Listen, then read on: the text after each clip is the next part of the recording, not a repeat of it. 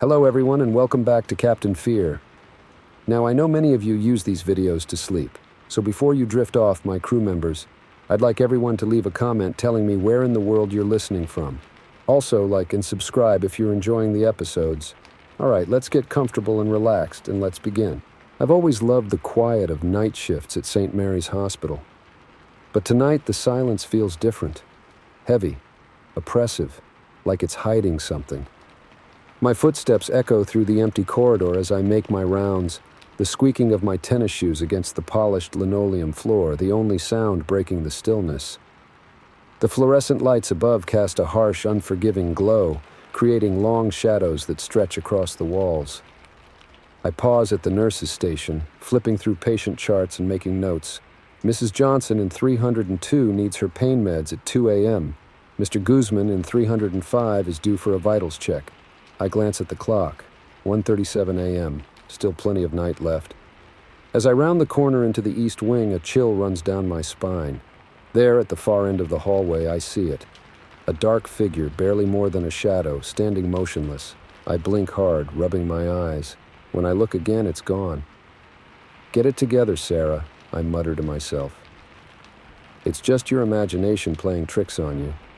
I shake off the unease and continue my rounds, checking on patients and administering medications. But I can't shake the feeling of being watched. Every time I enter a room, I half expect to see that shadowy figure lurking in a corner. By 3 a.m., I've almost convinced myself it was nothing, just a trick of the light or maybe a patient wandering where they shouldn't be. I'm at the nurse's station again, updating charts when movement at the edge of my vision catches my attention. I look up, my heart skipping a beat. There it is again, the shadow. This time it's closer, hovering at the intersection of two hallways. I stand frozen, my pen poised over a chart as I stare at the spot where I saw it. But in the blink of an eye, it's gone. My hands are shaking as I set down the pen. I grab my phone, thinking about calling security, but stop myself. What would I even say, that I'm seeing shadows? They'd think I was losing it. Instead, I force myself to take a deep breath and stand up. "You're a professional," I remind myself. "Act like it." I decide to do another round of checks, hoping the familiar routine will calm my nerves. As I walk down the hallway, I can't help but glance over my shoulder every few steps. The silence seems to press in on me, broken only by the steady beeping of monitors and the occasional rustle of sheets as patients shift in their sleep. I'm checking on Mr. Guzman when I hear it. A soft shuffle like footsteps coming from the hallway. I freeze, my hand on Mr. Guzman's wrist as I count his pulse. The sound stops. I hold my breath, straining to hear. Nothing. Slowly, I finish taking Mr. Guzman's vitals and step out into the hallway. It's empty, the long corridor stretching out before me under the harsh fluorescent lights. But something feels off. I can't shake the feeling that something is watching me, waiting. I hurry back to the nurse's station, my skin prickling. As I round the corner, I see it again, the shadow. It's standing at the far end of the hallway, closer than ever before. This time, I'm sure it's not my imagination. It's too solid, too present. I blink and it's gone, but the feeling of being watched remains. The rest of the night passes in a blur of anxiety and paranoia. I jump at every sound, my heart racing every time I have to walk down a long hallway. I find myself avoiding the east wing entirely, taking the long way around to check on patients. As the first light of dawn starts to filter through the windows, I begin to relax. Whatever was happening, surely it would end with the night. I start my final round of checks, eager to hand off to the day shift and go home. I'm in Mrs. Johnson's room, adjusting her IV when I hear it again. That soft shuffle of footsteps. But this time, it's right outside the door. My whole body goes rigid. I stare at the door, waiting for it to open for someone or something to walk in. But nothing happens. The shuffling stops and silence falls again. With shaking hands, I finish with Mrs. Johnson and turn to leave. As I reach for the door handle, I hesitate. What if it's out there, waiting for me? "Don't be ridiculous," I whisper to myself. "You're a grown woman. There's nothing out there." I take a deep breath and open the door. The hallway is empty. I step out, looking both ways. Nothing. I let out a shaky laugh, relief washing over me. It was all in my head. It had to be. I turn to head back to the nurse's station, and that's when I see it. The shadow. It's at the end of the hallway, closer than ever before, and this time it doesn't disappear. I stand frozen, my heart pounding so hard I can feel it in my throat. The shadow seems to pulse, growing more solid with each passing second. I want to run, to scream, but I'm rooted to the spot. And then it moves. It glides towards me, not walking, but floating just above the floor. As it gets closer, I can make out more details. It's roughly human-shaped, but wrong somehow. Too tall, too thin, with limbs that seem too long for its body. I finally find my voice and let out a scream. I turn to run, but my feet tangle beneath me and I fall hard, my knees slamming against the linoleum floor. I scramble to my feet, not daring to look back. I run down the hallway, my breath coming in ragged gasps. I can hear it behind me, that soft shuffle growing louder, closer. I round a corner, nearly slamming into the wall in my haste. The nurse's station is just ahead. If I can make it there, I'll be safe. There are panic buttons, phones. I can call for help. I'm just a few feet away when I feel it. A cold touch on the back of my neck, like icy fingers brushing against my skin. I let out another scream and lunge forward, practically diving over the counter of the nurse's station. I hit the panic button repeatedly, my vision blurring with tears. "Help!" I scream. "Somebody help me!" I hear running footsteps, shouts of alarm. Security guards and other nurses pour into the hallway. Someone helps me to my feet, asking what's wrong, what happened. But as I look around, there's no sign of the shadow.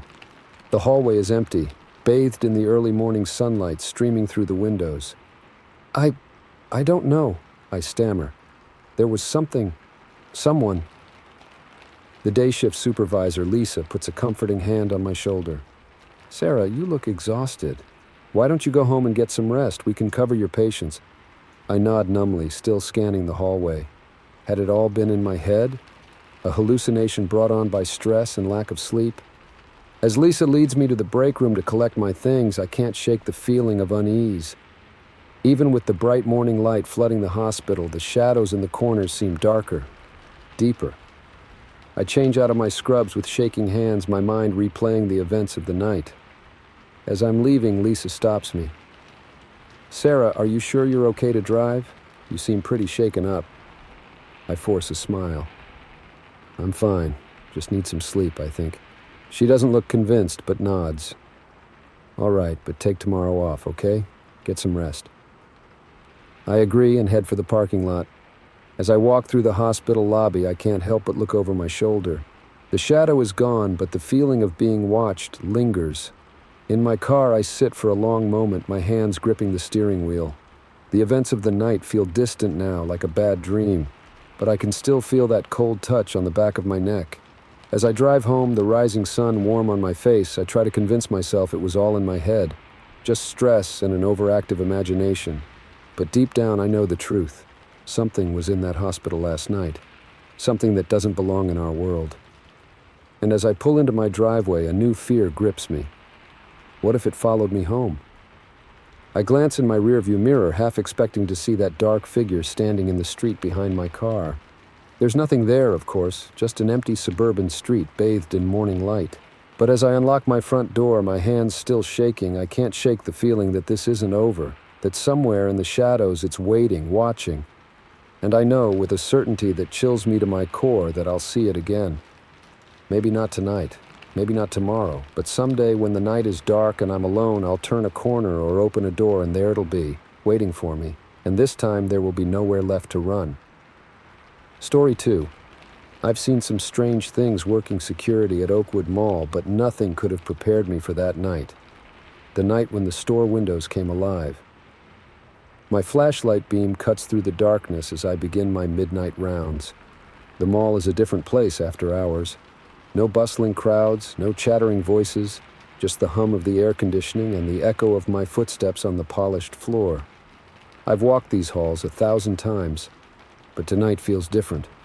The air is heavy, charged with an energy I can't explain. I shake off the feeling, chalking it up to too much coffee and too little sleep. As I round the corner to the main promenade, my light falls on the window display of Hollister's department store. The mannequins stand in their usual poses, draped in the latest fashion. I've never liked those things. Something about their blank faces and lifeless eyes always gives me the creeps. I'm about to move on when something catches my eye. One of the mannequins, a female figure in a summery dress, seems off somehow. I could swear its arm was positioned differently earlier. I step closer, studying it intently. "Get a grip, Mike," I mutter to myself. "It's just a dummy." But as I turn away, I can't shake the feeling that its eyes are following me. The rest of my rounds pass uneventfully. I check the food court, make sure all the service doors are locked, and swing by the security office to log my circuit. As I sit in front of the bank of monitors, my eyes are drawn to the screen showing Hollister's storefront. The mannequins stand motionless in the window, just as they should. But something nags at the back of my mind.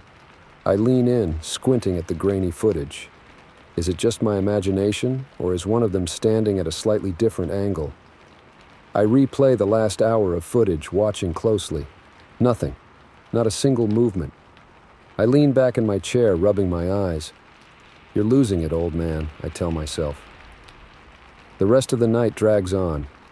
I make 2 more circuits of the mall, each time pausing a little longer in front of Hollister's. Each time I convince myself that nothing has changed. But each time that nagging feeling grows stronger. As the first light of dawn starts to filter through the skylights, I breathe a sigh of relief. Just one more round and I can go home, forget about this weird night, and get some sleep. I'm halfway down the main promenade when I stop dead in my tracks. My blood runs cold as I stare at the Hollister's window display. There's no denying it now. The mannequins have moved.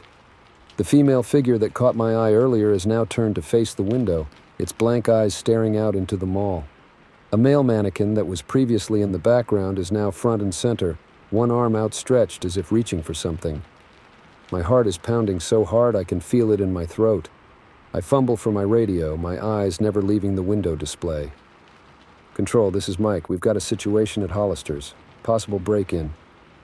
Static crackles over the radio, then a voice responds. "Copy that, Mike. What are you seeing?"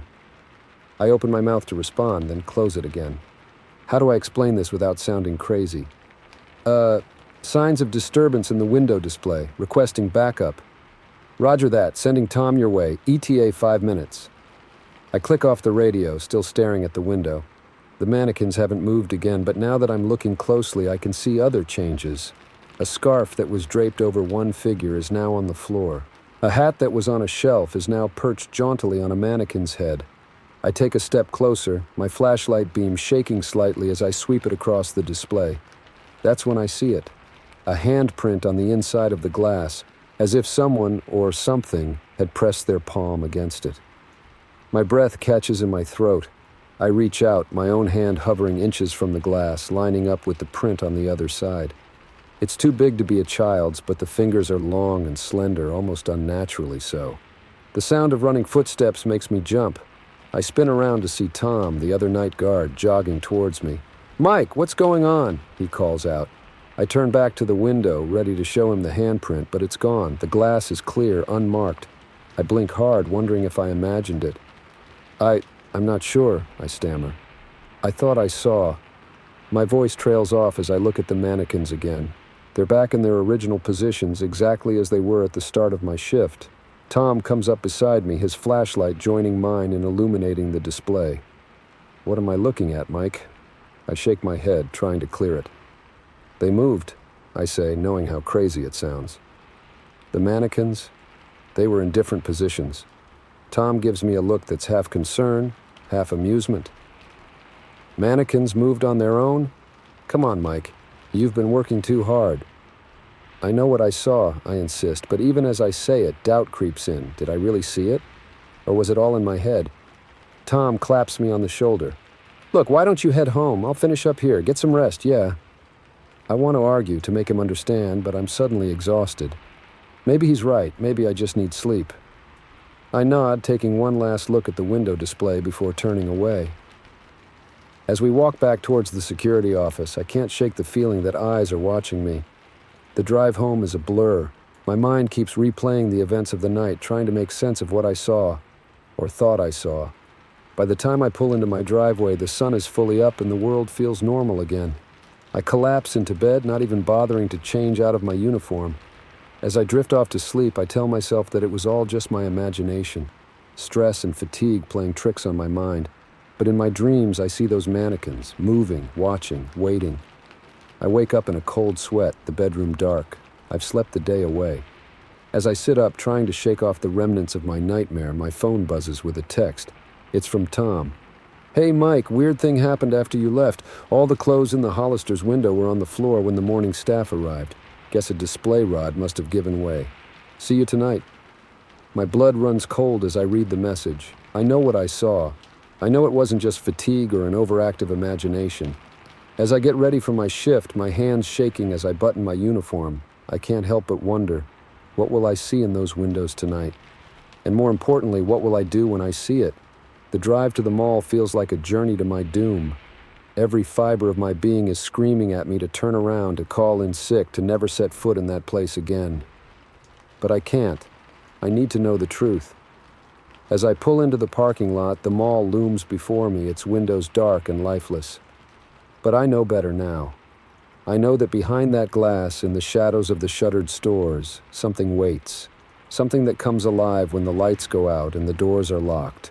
Something that watches and moves in the night. I take a deep breath, grip my flashlight tightly, and head for the entrance. Whatever happens tonight, I'll be ready, because now I know the truth that most people never learn. When the mall closes and darkness falls, the mannequins don't just stand there. They live. And tonight, I'm going to find out why. Story 3, I've driven cross-country more times than I can count, but I'll never forget that night at the Lone Star truck stop. The night when silence became my worst enemy. The rumble of my rig's engine cuts off abruptly as I turn the key, leaving me in sudden quiet. I lean back in my seat, rubbing my tired eyes. The clock on my dashboard reads 2:37 a.m. I've been driving for 14 hours straight, and my eyelids feel like they're made of lead. Through the windshield, I can see the neon sign of the Lone Star truck stop flickering weakly in the distance. It's the only light for miles around, a tiny island of civilization in a sea of Texas desert darkness. I should go inside, grab a coffee, maybe chat with whoever's working the graveyard shift. But the thought of moving seems impossibly difficult. Just a quick nap, I mutter to myself. 20 minutes tops. I recline my seat and close my eyes, listening to the tick of the engine as it cools.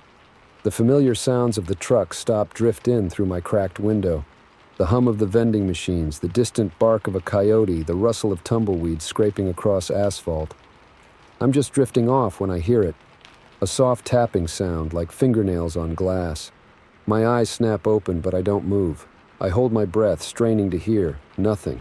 I'm about to chalk it up to my imagination when it comes again. Tap, tap, tap. It's coming from my passenger side window. Slowly, I turn my head. Through the glass, I can see nothing but darkness. The tapping stops. My heart is pounding now, sleep forgotten. I sit up, peering out into the night. The parking lot is empty, save for a couple of other semis, their drivers presumably inside the truck stop. "Hello," I call out, my voice sounding unnaturally loud in the quiet cab. No response.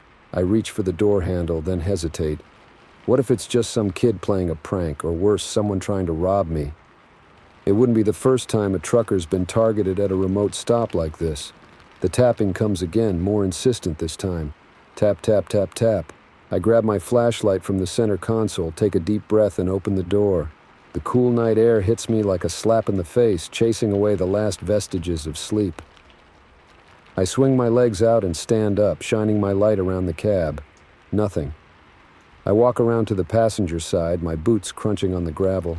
The beam of my flashlight reveals nothing but empty space. No prankster, no would-be robber, just the vast, empty parking lot and the silent desert beyond. I let out a shaky laugh, feeling foolish. "Getting jumpy in your old age, Jack," I mutter to myself. I'm about to climb back into the cab when something catches my eye. There on the passenger window is a smudge. I lean in closer, shining my light on it. It's a handprint, small and delicate, like a child's. A chill runs down my spine. There are no kids out here, not at this hour, not in this place. I hurry back to the driver's side, my heart racing. As I'm about to climb in, I hear it again. Tap, tap, tap. But this time, it's coming from the back of the trailer. I freeze, one foot on the step, one hand on the door. Every instinct is screaming at me to get in the truck and drive away as fast as I can. But curiosity, or maybe stupidity, gets the better of me. Slowly, I turn around, shining my light towards the back of the trailer. The beam catches something, a flicker of movement. Then nothing. "Who's there?" I call out, trying to keep my voice steady. "This isn't funny. Show yourself." Silence. Then, so quietly I almost miss it, a giggle, high-pitched, childlike. It sends shivers down my spine. I take a step towards the back of the truck, then another. My light sweeps across the trailer doors, revealing nothing out of the ordinary. I reach out to touch the handle. The tapping starts again, frantic now, coming from all around me. The top of the trailer, the sides, the cab behind me. It sounds like dozens of hands beating against metal. I spin around, my light jerking wildly, trying to catch a glimpse of whatever's making the noise. But there's nothing there. Nothing but empty air and silent desert. The giggle comes again, louder this time, seeming to come from everywhere and nowhere at once. And then, as suddenly as it started, everything goes quiet. I stand there, breathing hard, my flashlight beam shaking in my trembling hand. The silence is oppressive, broken only by the pounding of my heart. After what feels like an eternity, I manage to unfreeze my legs. I practically dive into the cab, slamming and locking the door behind me.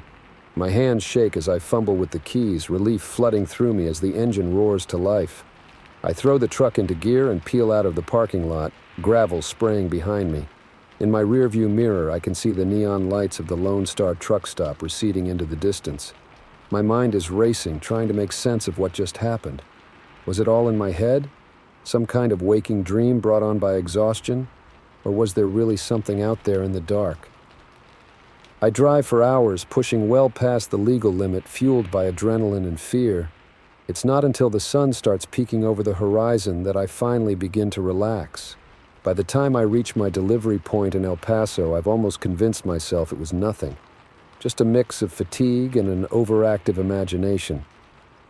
But as I'm unloading the trailer, I notice something that makes my blood run cold.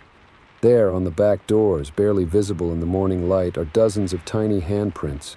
I stand there, staring at them, a chill running down my spine despite the desert heat. I reach out, my fingers hovering just above one of the prints. It's small, delicate, just like the one I saw in my window. "Hey, buddy, you gonna unload that trailer or what?" The voice makes me jump. I turn to see the warehouse manager standing there, clipboard in hand, looking impatient. "Yeah, sorry," I mutter, shaking my head to clear it. "Just thought I saw something." He gives me an odd look but doesn't press the issue. As I start unloading, I can't help but glance back at the doors. The handprints are gone, as if they were never there. The rest of the day passes in a blur. I go through the motions of paperwork and small talk, but my mind is elsewhere, back at that lonely truck stop in the middle of nowhere. As I climb into my rig for the return journey, I tell myself it's over. Whatever happened last night, real or imagined, is behind me now. I've got a long drive ahead, and I need to focus on the road. But as I pull out onto the highway, the sun setting behind me, I can't shake the feeling that it's not over. That whatever was out there in the dark is still waiting, watching, following. I glance in my rearview mirror, half expecting to see something there. But there's nothing but empty road stretching out behind me. I turn on the radio, trying to fill the silence with music and mindless chatter. But underneath it all, I swear I can still hear it. That soft, insistent sound that started it all. Tap, tap, tap. As darkness falls and the miles roll by, I grip the steering wheel tighter. Because now I know the truth that most people never learn. The night is not empty. And sometimes the things that tap in the darkness don't go away when you turn on the lights. They follow you. I don't know what I'll find at the next truck stop or the one after that, but I do know one thing for certain. I'll never sleep in my truck again. Story 4. They say the graveyard shift is where radio DJs go to die. But on that night, as the calls kept coming in, I realized it might be where something else comes alive. The red on air. Light flickers to life as I slide the fader up, my voice filling the empty studio. You're listening to 103.5 WKRZ, the Midnight Hour with DJ Mike. We're taking your calls and requests all night long, so don't be shy. I lean back in my chair, the familiar creak of worn leather a comforting sound in the otherwise silent room. The clock on the wall reads 1:17 a.m. Still plenty of night left. I cue up the next song, my fingers moving on autopilot after years of doing this job. As the first notes of Hotel California fill my headphones, I glance at the phone lines. All dark. Not unusual for this time of night, but still a little disappointing. I take a sip of my now cold coffee, grimacing at the bitter taste. The studio feels different at night, almost alive in a way it never does during the day. The darkness pressing against the windows, the glow of equipment lights, the soft hum of electronics. It all creates an atmosphere that's both isolating and intimate. The song fades out and I lean into the mic again. That was the Eagles with Hotel California. Now let's see if we can get some callers on the line. Who's up late with me tonight? As if on cue, one of the phone lines lights up. I smile, hitting the button to take the call. You're on the air with DJ Mike. What's your name and what can I play for you? There's a moment of silence, then a voice comes through, soft and hesitant. Hello, is this really live? Sure is, I reply, keeping my tone light and friendly. You're talking to me in real time. What's your name? Another pause. Sarah. My name is Sarah. Well, Sarah, what can I play for you tonight? Can you play Everybody Wants to Rule the World by Tears for Fears? I nod, even though she can't see me. Great choice, Sarah. Any particular reason? Her voice drops to almost a whisper. It reminds me of someone I lost. I feel a pang of sympathy. I'm sorry to hear that, Sarah. Well, this one's for you and for them. Thanks for calling. I cue up the song and fade it in, leaning back in my chair. It's not uncommon to get emotional callers during the night shift. People are often at their most vulnerable in the small hours of the morning. As the song plays, I notice the phone line is still lit. Sarah hasn't hung up. I frown, toggling the mute button on my mic. Sarah, you still there? Yes, comes the quiet reply. I don't want to be alone. Something in her voice sends a chill down my spine. Are you okay, Sarah? Do you need me to call someone for you? No, the sudden force in her voice startles me. No, please, just keep talking to me. I hesitate. This isn't exactly protocol, but something tells me this caller needs more than just a song request. Okay, Sarah, I'm here. Do you want to talk about anything in particular? There's a long pause filled only by the soft sound of her breathing. When she speaks again, her voice is so low I have to strain to hear it. Do you believe in ghosts, DJ Mike? The question catches me off guard. Ghosts? I'm not sure. Why do you ask? Because I think I might be one. My blood runs cold. I've had my share of strange callers over the years, but something about Sarah's voice, the utter conviction in her words, unnerves me. What do you mean, Sarah? I died 3 years ago today, she says, her voice eerily calm. Car accident, but I couldn't leave. I couldn't let go, so I stayed. I swallow hard, my mouth suddenly dry. Sarah, The song, she interrupts. It's almost over. You need to go back on air. I glance at the monitor. She's right. I clear my throat, trying to shake off the unease her words have left me with. That was worked at Everybody Wants to Rule the World by Tears for Fears, requested by our caller, Sarah. We're taking more of your calls and requests, so keep them coming. I cue up another song, an upbeat number to try and lighten the mood, but as soon as I'm off air, I'm back to Sarah's call. Are you still there? Always, comes her reply, and something about the way she says it makes me shiver. Sarah, listen. I don't know what you're going through, but there are people who can help. I can give you some numbers. You don't understand, she cuts me off. I'm not looking for help. I'm trying to warn you. Warn me about what? They're coming. They've found a way through, and they're coming. Tonight, my heart is pounding now, a mix of fear and adrenaline coursing through me. Part of me wants to hang up, to dismiss this as the ramblings of a troubled caller, but something keeps me on the line. Who's coming, Sarah? The others. The ones who couldn't let go. They've been waiting, watching, and now they're ready. As if on cue, another phone line lights up, then another, and another.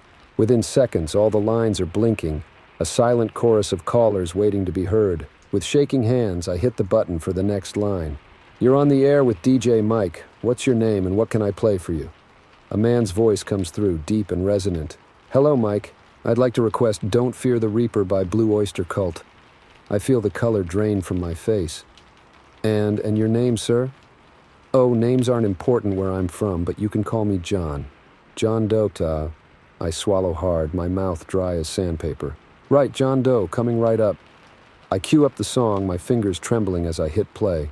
As soon as I'm off air, I switch back to Sarah's line. "Sarah, what's happening? Who are these people?" "I told you," she says, her voice filled with a sadness that seems to seep into my bones. "They're coming, and they're using your show to do it." "Using my show? How?" "The requests, the dedications. Each song is a key, opening a door, and with each door that opens..." She trails off, but I can fill in the blank. "With each door that opens, more of them can come through." I glance at the phone lines, all still lit up, waiting. The studio suddenly feels colder, the shadows in the corners deeper, more menacing. "What do I do?" I ask, hating how small and scared my voice sounds. "You have to stop taking calls," Sarah says. "Stop playing requests. It's the only way to close the doors." I nod, even though she can't see me. Okay, I can do that, but what about you? Are you one of them?" There's a long pause, filled only by the sound of static on the line. When Sarah speaks again, her voice is faint, as if coming from a great distance. "I told you, DJ Mike, I'm trying to warn you, to help you, because 3 years ago on a night just like this one, I was sitting where you are now." The implication of her words hits me like a physical blow. I open my mouth to respond, but the line goes dead. I sit there, stunned, as Blue Oyster Cult fades out, the on-air. Light blinks insistently, reminding me of my job. But how can I go back to normal after what I've just heard? With trembling hands, I lean into the mic. That was "Don't Fear the Reaper" by Blue Oyster Cult. We're going to take a short break from calls for a while. Just sit back and enjoy the music. I queue up a long playlist, enough to get me through the rest of the shift without taking any more requests. As the first song starts to play, I look at the phone lines. They're all still lit up, blinking steadily like a silent, persistent heartbeat. I reach out, my hand hovering over the master switch that would disconnect all the lines at once. But something stops me. Curiosity? Fear? Or maybe the nagging feeling that if I cut them off, I'll be closing a door that can never be reopened. The night stretches on, each minute feeling like an hour. I play song after song, my eyes constantly darting to the phone lines, half expecting them to go dark on their own. But they don't. They just keep blinking, waiting. As the first light of dawn starts to seep through the windows, I feel a weight lift off my shoulders. I've made it through the night. Whatever was happening, whatever Sarah was warning me about, it seems to have passed. But as I stand up, ready to hand over to the morning DJ, I catch a glimpse of movement in the glass of the booth. A reflection that isn't mine. A figure, indistinct but undeniably there, standing just behind me. I spin around, my heart in my throat, but there's nothing there, just the empty studio, bathed in the pale light of early morning. As I gather my things to leave, my eyes fall on the phone lines one last time. They're dark now, finally silent. But I can't shake the feeling that something has changed. That in the quiet hours of the night, while the rest of the world slept, a door was opened. And I'm not sure it will ever truly close again. Story 5. I've worked the graveyard shift at Midtown Parking for 6 years, but nothing could have prepared me for that night. The night when a simple request turned into a nightmare I'll never forget. The fluorescent lights flicker overhead, casting an eerie glow across the empty parking garage. It's 2:37 a.m., and the silence is broken only by the soft hum of the ventilation system and the occasional drip of water from a leaky pipe. I lean back in my chair, stifling a yawn. The security monitors in front of me show nothing but vacant levels and rows of parked cars. It's been a quiet night, just the way I like it. A movement on one of the screens catches my eye. A car, a sleek black sedan, is making its way up the ramps. I sit up straighter, watching its progress. It's unusual to have someone coming in this late. The car emerges onto the top level, circling slowly.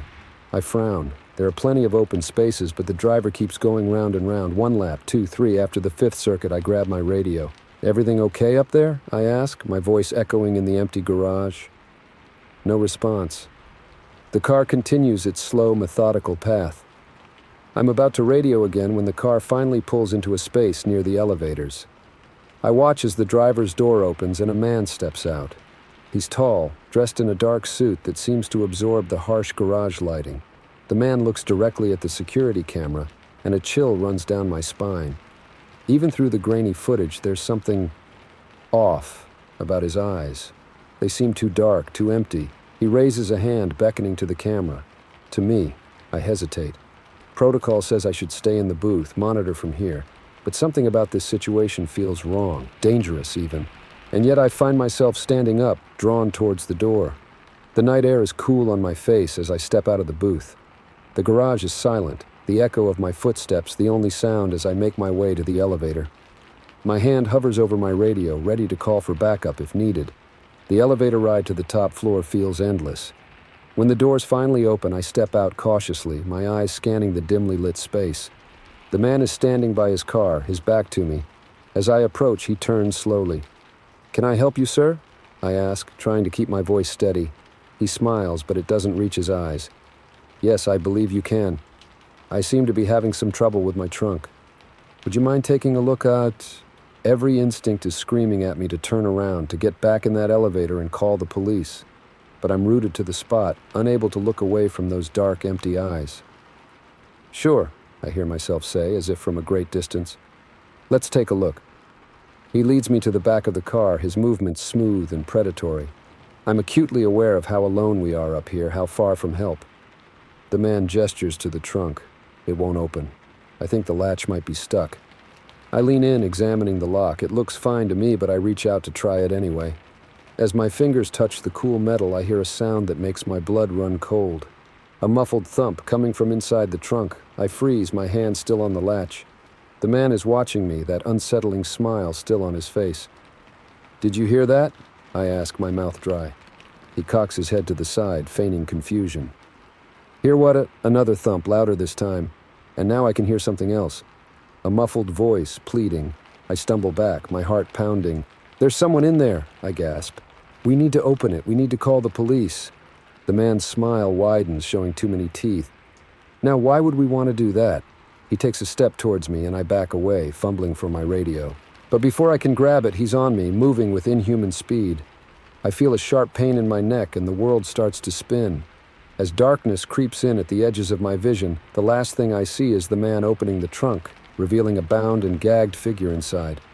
Then everything goes black. I wake up to the sound of dripping water. My head is pounding and there's a metallic taste in my mouth. I try to move, but my arms and legs won't cooperate. Slowly, the world comes into focus. I'm in the parking garage, but not in my booth. I'm in the back of a car, the trunk. Panic sets in as I realize I'm bound and gagged, just like the person I saw earlier. I thrash against my restraints, but they hold firm. A face appears above me, looking down into the trunk.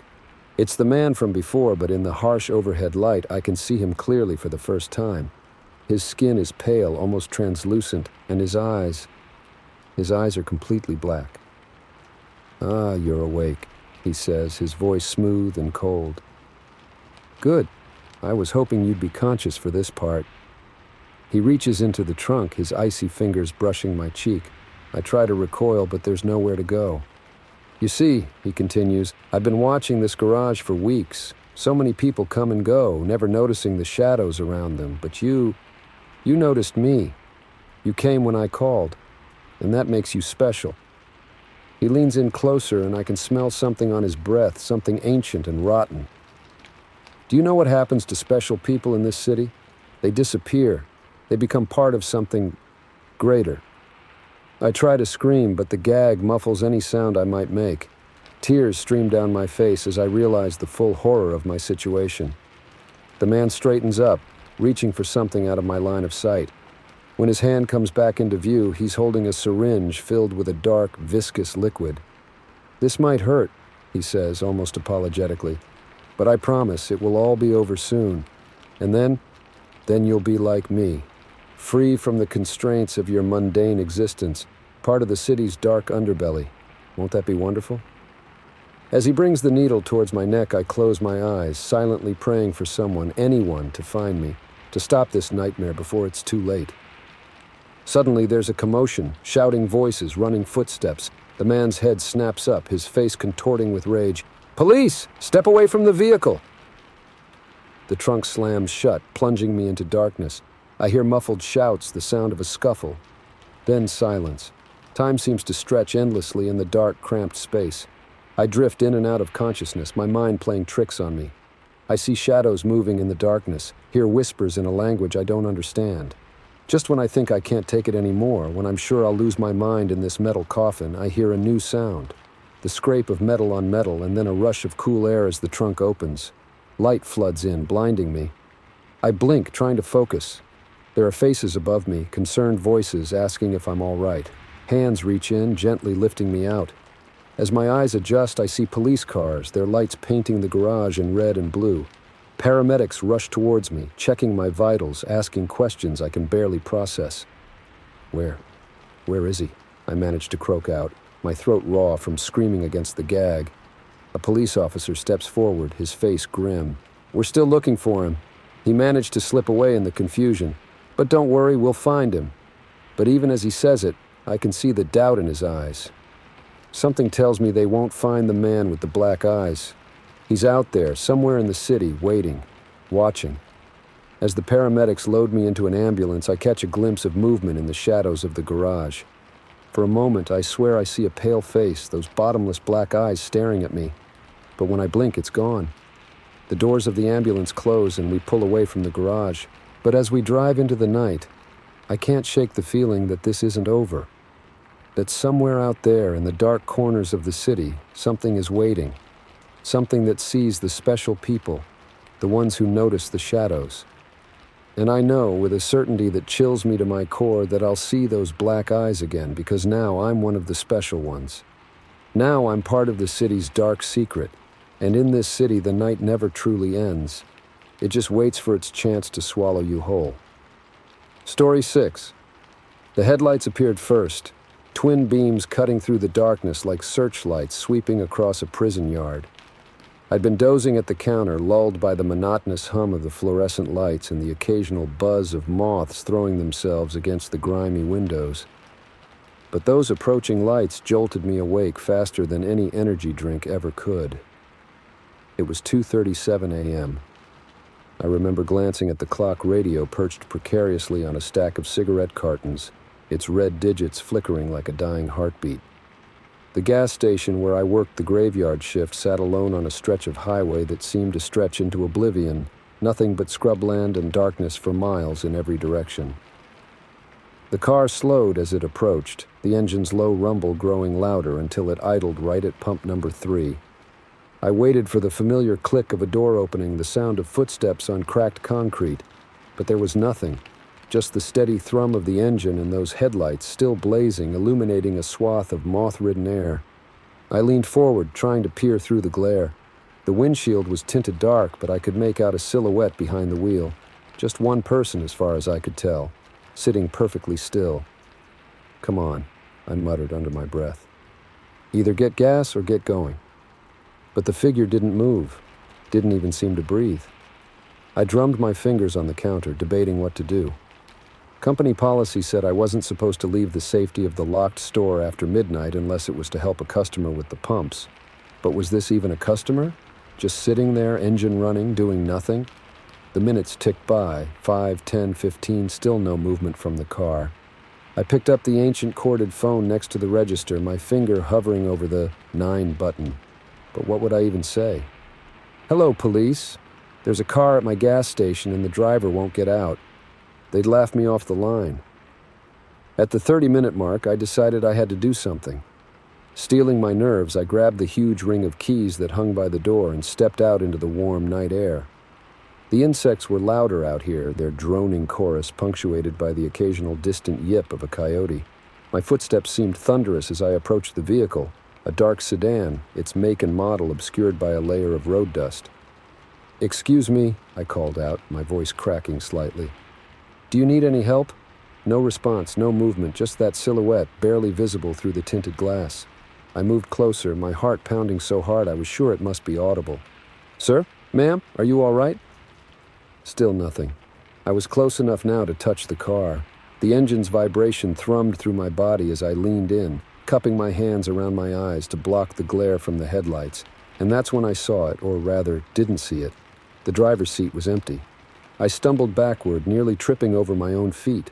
How was that possible? I'd seen the silhouette clear as day just moments ago. My mind raced, trying to make sense of it. A trick of the light, some kind of optical illusion. That's when I heard it. A soft tapping sound coming from the trunk, Tap, tap, tap. My blood ran cold. Every instinct screamed at me to run back to the store, to lock the door and call the police. But something kept me rooted to the spot, ears straining to catch that sound again. Tap, tap, tap.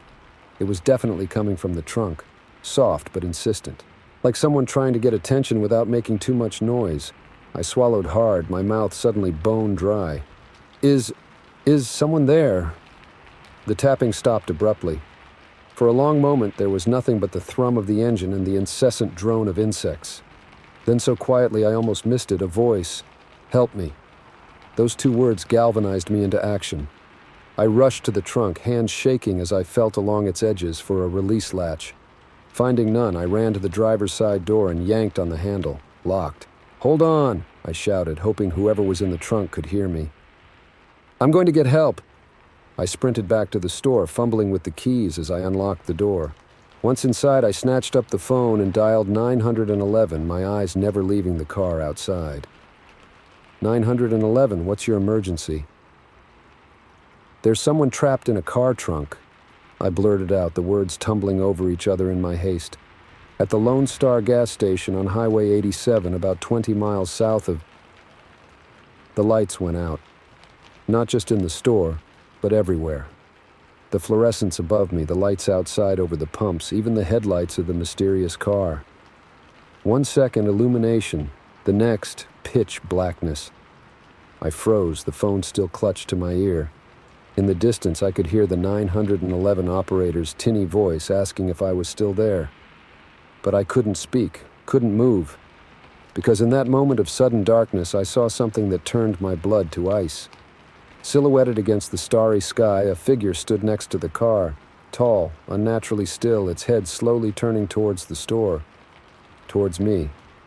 I dropped the phone, my hands scrabbling at the walls until I found the emergency flashlight we kept by the door. Flicking it on, I swept its beam across the parking lot. The car was gone. No tire tracks, no sign it had ever been there. Just empty asphalt and dancing moths drawn to the sudden light. I stood there trembling for what felt like hours but was probably only minutes. Gradually, my racing heart slowed, my breathing steadied. I began to question what I'd seen.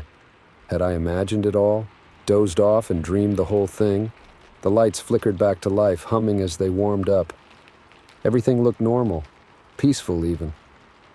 Just another quiet night at a lonely gas station. I was about to convince myself it had all been some sort of stress-induced hallucination when I noticed something on the ground near pump number 3. Walking over on shaky legs, I bent down to examine it. A single key gleaming silver in the harsh fluorescent light. A car key. I picked it up, turning it over in my hand. There was no brand name, no identifying marks of any kind. Just a simple, nondescript key that could have belonged to any vehicle. As I stood there, staring at this tangible piece of evidence that something had happened, a chill ran down my spine. Because engraved on the key's surface in tiny letters I had to squint to read was a message. Thank you for not opening the trunk. The rest of my shift passed in a blur of paranoia and confusion. Every sound made me jump. Every shadow seemed to hold potential threats. I kept the key clutched in my hand, a constant reminder that I hadn't imagined everything. When my replacement arrived at 6 a.m., bleary-eyed and clutching a thermos of coffee, I barely managed to stammer out a coherent handover before bolting to my car. The morning sun was just beginning to peek over the horizon as I sped away, casting long shadows across the empty highway. I never went back to that gas station. Never worked another night shift anywhere. The key sits in a locked drawer in my desk, a talisman I take out sometimes when I start to doubt my own memories of that night. Because the truth is, I don't know what would have happened if I had managed to open that trunk. I don't know who or what was inside or who the figure was that appeared in that moment of darkness. And some part of me, the part that still wakes up in a cold sweat on moonless nights, is terrified that someday I might find out. All I know is that sometimes in the dead of night when the world feels empty and anything seems possible, it's better not to investigate strange cars or disembodied voices. Sometimes the only sane response to the unknown is to walk away and hope it doesn't follow. But always, always trust your instincts. Because out there in the darkness, there are things waiting, watching, and not all of them mean well. So if you're ever driving down a lonely highway in the middle of the night and you see a solitary gas station glowing like a beacon in the darkness, keep driving. Don't stop, don't look back, and whatever you do, don't open the trunk. Story 7. The first time I heard Mr. Holloway speak, I dropped an entire tray of medication. Pills scattered across the floor like multicolored confetti, but I barely noticed. My eyes were fixed on the man in the bed, the man who hadn't moved or spoken in over 3 months. "Red sky at morning, sailor, take warning," he mumbled, his voice raspy from disuse. I'd been a night shift nurse in the ICU for 5 years, but nothing could have prepared me for what happened that night. Nothing could have prepared me for Mr. Holloway. My name is Sarah, and this is the story of the longest night of my life. It started like any other shift. I clocked in at 11 p.m., got my patient assignments, and began my rounds. The ICU was quiet, save for the steady beeping of monitors and the soft whoosh of ventilators. I liked the night shift. It was peaceful in its own way. Just me and my patients, fighting silent battles against time and illness. Mr. Holloway had been one of our long-term residents, a John Doe for the first few weeks until his family finally tracked him down. Severe head trauma from a car accident had left him in a persistent vegetative state. The doctors didn't hold out much hope for recovery, but his family insisted on continuing care. I checked his vitals, adjusted his IV, and was about to move on to my next patient when I heard it. That raspy voice speaking words that made no sense. "Red sky at morning, sailor take warning." I whirled around, nearly tripping over my own feet. Mr. Holloway's eyes were open, staring blankly at the ceiling. "Mr. Holloway?" I approached the bed cautiously, hardly daring to believe what I was seeing. "Can you hear me?" His eyes didn't move, didn't focus on me, but his lips parted again. "The children weep, but no one listens." A chill ran down my spine. I pressed the call button, summoning Dr. Reeves, the on-call physician. While I waited, I tried to engage Mr. Holloway further, asking him questions, checking his reflexes. But he remained unresponsive, save for those occasional cryptic utterances. Dr. Reeves arrived, looking as shocked as I felt when Mr. Holloway spoke again. "Flames in the East Wing, hurry!" We exchanged glances. East Wing?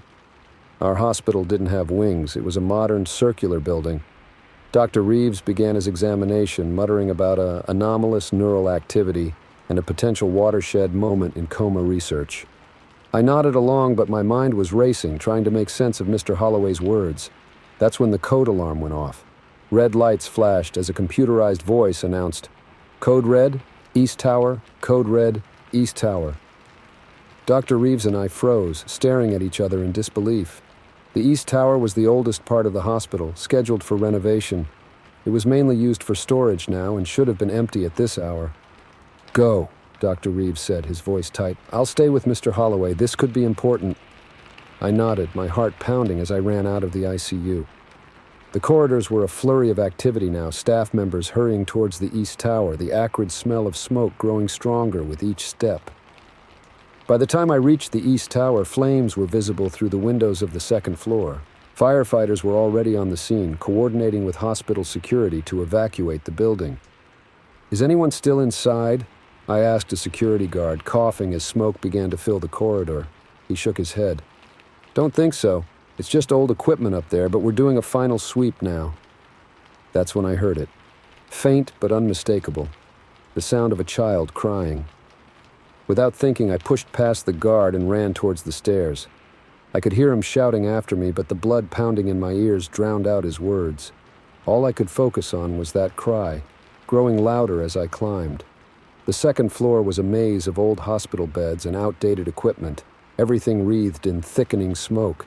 I pulled my scrub top over my nose and mouth, squinting against the stinging in my eyes. "Hello?" I called out, my voice muffled. "Is anyone here?" The crying grew louder, emanating from behind a stack of old filing cabinets. I pushed them aside, ignoring the heat of the metal against my palms, and found myself face to face with a little girl. She couldn't have been more than 6 or 7, her face streaked with tears and soot. "It's okay," I said, reaching out to her. "I'm here to help. Let's get you out of here." She shook her head violently, pointing behind me. "My brother," she choked out between sobs. "He's scared of the fire. He won't come out." I turned, following her gaze, but saw nothing but smoke and shadows. "Where is he, sweetie? I don't see..." The words died in my throat as a figure materialized out of the smoke. A boy, maybe 10 years old, with wide, terrified eyes. But something was wrong. I could see right through him to the burning room beyond. I blinked hard, convinced the smoke was playing tricks on my eyes. But when I looked again, he was still there, still transparent, still impossible. A ghostly hand reached out, grasping his sister's very solid one, and suddenly I understood. The children Mr. Holloway had mentioned, they were here, trapped between worlds, and somehow he had known. "It's okay," I said, my voice shaking slightly as I addressed them both. "I'm going to get you out of here. Both of you. Just stay close to me." I scooped up the girl, feeling the very real weight of her in my arms. Her brother kept hold of her hand, and together we made our way through the burning corridor. I could feel the heat of the flames, hear the crackle of burning wood, but strangely, the boy's presence seemed to cool the air around us, making our passage easier. We burst out of the stairwell into the arms of waiting firefighters. I handed the girl over, gasping for air, trying to explain about her brother, but when I turned to point him out, he was gone. The girl didn't seem to notice, burying her face in the firefighter's shoulder as he carried her to safety. As the adrenaline wore off, the reality of what I'd just experienced hit me like a ton of bricks. I sat on the back of an ambulance, an oxygen mask over my face, trying to make sense of it all. That's when I felt a hand on my shoulder. Dr. Reeves stood there, his face a mix of concern and excitement. "Sarah, you need to come back to the ICU, now." I followed him, my legs shaky, my mind reeling. As we approached Mr. Holloway's room, I could hear voices, multiple voices. Inside, Mr. Holloway was sitting up in bed, talking animatedly with 2 police officers. He looked up as we entered, his eyes clear and focused. "Ah, there she is," he said, smiling at me. "The hero of the hour." Over the next hour, the story came out. The little girl was Lily Chen, daughter of one of the hospital's janitors. She had been playing hide-and-seek with her brother in the East Tower while their father worked. Only her brother Tommy had died in that same tower 30 years ago in a previous fire that had led to the wing being abandoned. Lily had gotten trapped when some old equipment fell, blocking her exit. Tommy, unable to leave his sister, had been trying to get help for hours. Somehow, someway, his desperation had reached Mr. Holloway in his comatose state. "I could see them," Mr. Holloway explained, his voice growing stronger with each word. "Lily and Tommy and so many others, lost souls trapped in moments of fear or pain. I had to help them. I had to wake up." The doctors were calling it a miracle. The media was having a field day with the story of the coma patient who woke up to save a life. But as I sat there listening to Mr. Holloway recount his experiences, I knew we had only scratched the surface of something much bigger, much more mysterious. As my shift ended and I walked out into the dawn, I looked back at the hospital. In a window on the top floor, I caught a glimpse of a young boy waving. Tommy. I blinked and he was gone. I realized then that my world had changed forever, that the line between life and death, between the possible and impossible, was far blurrier than I had ever imagined. And I knew with absolute certainty that this was only the beginning, because in a hospital where life and death dance in delicate balance, who's to say where one realm ends and another begins? And in the quiet hours of the night shift, when the veil between worlds grows thin, who knows what whispers might be heard, what visions might be seen. One thing's for certain, I'll never look at my job the same way again. And I'll always, always listen closely when a patient speaks. Because sometimes, just sometimes, they might be telling you something you never expected to hear. Something that could change everything. Story 8. The sizzle of the grill was the only sound keeping me company when they walked in. 4 of them, dressed too well for a greasy spoon at 3 a.m., with eyes that darted everywhere except at me. I'd been flipping burgers in this 24-hour diner for long enough to know when trouble was about to pull up a stool, but I had no idea just how deep this night's trouble would go. My name's Jack, and I've been working the late-night shift at Mel's Diner for longer than I care to admit. It's not glamorous, but it pays the bills and keeps me out of trouble. Or at least it used to. The night started like any other. I clocked in at 11 p.m., relieving the evening cook with a nod and a grunt. The waitress, Sandy, was already refilling ketchup bottles and wiping down tables, getting ready for the post-bar rush. "Anything exciting happened today?" I asked, tying my apron and firing up the grill. Sandy shrugged, her bleach blonde ponytail swinging. Same old, though Old Man Jenkins tried to pay with a Canadian quarter again. I chuckled, shaking my head. Old Man Jenkins was a regular, always trying to pull one over on us. It was harmless enough, and truth be told, I kind of enjoyed his antics. They broke up the monotony. The first few hours passed in a blur of burgers, fries, and the occasional stack of pancakes for the night owls who treated breakfast as a midnight snack. The post-bar crowd came and went, leaving behind the smell of cheap beer and greasy fingerprints on the menus. By 2:30 a.m., the place was empty save for Sandy, who was dozing in a booth, and me, scraping down the grill. That's when they walked in. The bell above the door jangled, startling Sandy awake. 4 men in suits that looked too expensive for our little diner stepped inside. They moved with a kind of coordinated precision that set my teeth on edge. The tallest one, a guy with slicked back hair and a scar running down his left cheek, approached the counter. Coffee, black, 4 cups. His voice was gravelly, like he gargled with rocks.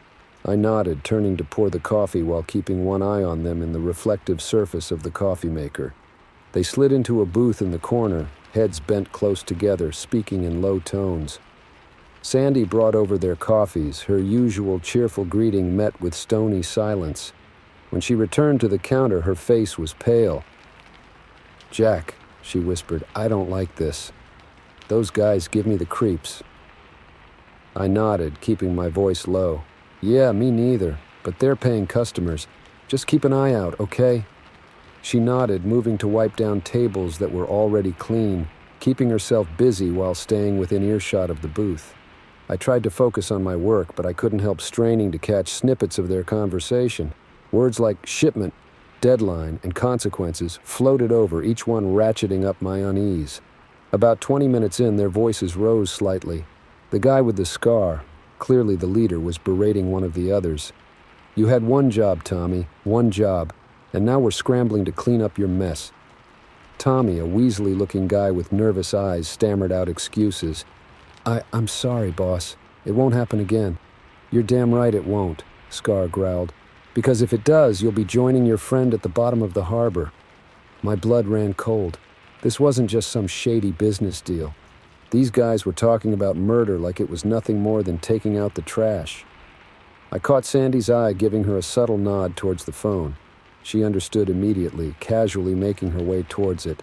But before she could reach it, the 4th guy, a mountain of a man with hands like dinner plates, stood up. "Restroom," he grunted, moving to block Sandy's path. I saw the panic in her eyes and made a split-second decision. "Hey, Sandy," I called out louder than necessary. "Can you check the stock in the back? I think we're running low on patties." She nodded gratefully, scurrying into the back room. I knew she'd use the phone back there to call the cops. Now I just had to keep these guys occupied until help arrived. "Can I get you gentlemen anything to eat?" I asked, approaching their table with a forced smile and a pot of coffee. Scar looked up at me, his eyes narrowing. "We're fine." I nodded but didn't move away. "You sure? Our burgers are the best in town. Or if you're in the mood for breakfast, I make a mean Denver omelet." Tommy's eyes lit up at the mention of food, but a glare from Scar shut him down. "I said we're fine," Scar repeated, his tone leaving no room for argument. I nodded again, backing away slowly. "All right, just let me know if you change your mind." As I retreated to the safety of my grill, I could feel their eyes boring into my back. The tension in the air was thick enough to cut with a knife. Minutes ticked by like hours. Where was Sandy? Where were the cops? The group in the booth grew increasingly agitated, checking their watches and phones. Finally, Scar stood up. "We need to move. Now." The others scrambled to their feet, but before they could take 2 steps, the wail of police sirens pierced the night. What happened next was a blur of motion and shouting. The mountain of a man flipped a table, creating a barrier. Scar pulled out a gun, when had that appeared, and started shouting orders. Tommy looked like he was about to faint. I dove behind the counter as the first shots rang out. The sound of breaking glass and splintering wood filled the air. I crawled towards the kitchen, desperate to find Sandy and make sure she was safe. I found her huddled in the walk-in freezer, shaking like a leaf. "Jack," she cried out when she saw me. "What's happening?" "Police are here," I said, trying to keep my voice steady. "We need to stay put until—" My words were cut off by a deafening explosion from the dining room. The whole building shook. and for a moment I was sure the ceiling was going to come down on us. When the dust settled and eerie silence fell, Sandy and I looked at each other, neither of us daring to move. Then footsteps. Heavy, purposeful footsteps coming closer. The freezer door swung open and we found ourselves face to face with Scar. His suit was torn and bloodied, his slicked back hair now a wild mess. But his eyes were calm, terrifyingly calm. "Well," he said, his gravelly voice somehow even rougher now, "it looks like we have a problem." I stepped in front of Sandy, my heart pounding so hard I was sure he could hear it. "Look, man, we don't want any trouble. We didn't see anything, didn't hear anything. Just let us go, and we'll forget this ever happened." Scar chuckled, a sound devoid of any real humor. "That's very noble of you, trying to protect your friend, but I'm afraid it's not that simple." He raised his gun and I closed my eyes, certain that this was the end, but the shot never came. Instead, there was a loud thunk and the sound of a body hitting the floor. I opened my eyes to see Scar crumpled on the ground and Sandy standing over him, wielding a frozen leg of lamb like a club. "I always knew these prices would kill someone," she quipped, her voice shaky but determined. We stared at each other for a moment, the absurdity of the situation hitting us both at once. Then we burst into nervous laughter, the kind that comes when you've just narrowly avoided death. The police found us like that, giggling hysterically in a freezer next to an unconscious criminal and a very lethal leg of lamb. In the days that followed, the story came out. The men were part of a drug trafficking ring, and our little diner had unwittingly become the center of a major police operation. Sandy and I were hailed as heroes, though we both knew we were just lucky. I still work the night shift at Mel's, though these days it's under new management. Turns out Sandy has a head for business as well as a mean swing. We've become something of a local attraction. People come from all over to see the crime-fighting diner, but every now and then when the night gets quiet and the only sound is the sizzle of the grill, I remember that night. I remember how thin the line is between an ordinary life and extraordinary danger, and I keep my eyes open because you never know when trouble might walk through that door. After all, in a 24-hour diner, anything can happen, and sometimes it does. Story 9. The first time I saw the shadowy figure dart between the aisles, I convinced myself it was just fatigue playing tricks on my eyes. By the third time, I knew I wasn't imagining things. Something was in the store with me, and it definitely wasn't human. My name is Alex, and I've been working the overnight stock shift at Super Save for about 6 months now. It's not a glamorous job, but it pays the bills and keeps me out of trouble. At least that's what I thought until that night. It started like any other shift. I clocked in at 10 p.m., nodding to the day crew as they filtered out. Soon enough, it was just me, the endless aisles of merchandise, and the low hum of fluorescent lights. I actually enjoyed the solitude most nights. There was something calming about methodically restocking shelves while the rest of the world slept. I started in the produce section, replacing wilted lettuce and arranging apples into perfect pyramids. The store's playlist cycled through the same 10 songs it always did, a mix of bland pop and easy listening that faded into white noise after the first hour. It was around midnight when I first noticed something off. I was restocking cereal boxes when I caught a flicker of movement out of the corner of my eye. I turned, expecting to see a box I'd accidentally knocked over, but there was nothing there, just the empty aisle stretching out before me. I shrugged it off and went back to work. Probably just a shadow from the flickering light in aisle 3 that management kept promising to fix. An hour later, it happened again. This time, I was sure I saw something. A dark shape, roughly person-sized, darting from behind a display of paper towels into the next aisle. My heart rate picked up as I slowly walked to the end of the aisle and peered around the corner. Empty. "Hello," I called out, my voice sounding unnaturally loud in the quiet store. "Is someone there?" No response, just the endless drone of pop music and the hum of refrigerators. I took a deep breath, trying to calm my nerves. "You're being ridiculous, Alex," I muttered to myself. "There's no one here but you." I threw myself back into my work with renewed vigor, hoping physical activity would chase away the creeping sense of unease. I was making good progress, my cart of stock items slowly emptying as the shelves filled up. That's when I noticed the first item out of place. It was a can of soup, sitting in the middle of the cereal aisle. I frowned, picking it up. I was certain I hadn't stocked any soup tonight, and this can was dusty like it had been sitting forgotten on a back shelf for months. As I turned the can over in my hands, movement caught my eye again. This time, when I looked up, I saw it clearly. A dark figure, humanoid but somehow wrong, its proportions slightly off. It stood at the end of the aisle for just a second before melting into the shadows. My blood ran cold. This was no trick of the light, no fatigue-induced hallucination. There was something in the store with me, something that shouldn't be there. I abandoned my cart and hurried to the manager's office, fumbling with my keys. Once inside, I locked the door and grabbed the phone, my fingers shaking as I dialed 911. The phone was dead, not even a dial tone. Panic rising in my throat, I pulled out my cell phone. No signal. How was that possible? I always had signal in the store. A soft thud from outside the office made me freeze, then another and another. Slow, deliberate footsteps coming closer. I held my breath, eyes fixed on the door. The footsteps stopped just outside. For a long moment, there was only silence. Then a scratching sound, like nails or claws dragging slowly down the door. I bit back a scream, frantically looking around the small office for anything I could use as a weapon. My eyes fell on the security camera monitors, and what I saw there made my blood turn to ice. The cameras showed the empty store from various angles, empty except for the items. Items that were moving. Cereal boxes sliding across shelves of their own accord. Cans rolling down aisles. A pyramid of apples collapsing as if pushed by invisible hands. And in every shot, just at the edge of the frame, I caught glimpses of that dark figure. Never fully in view, always lurking just out of sight. The scratching at the door grew louder, more insistent. I grabbed a heavy stapler from the desk, holding it like a club as I backed into the corner furthest from the door. That's when I heard it. A voice, if you could call it that. It was like a whisper and a scream all at once, seeming to come from everywhere and nowhere. "Join us," it hissed. "Join us in the in-between." The door handle began to turn slowly, impossibly, despite being locked. In that moment, survival instinct took over. I lunged for the window, thankful that the manager often sneaked out for cigarette breaks this way. I wrenched it open and tumbled out just as the office door burst open behind me. I hit the ground running, sprinting across the empty parking lot towards the main road.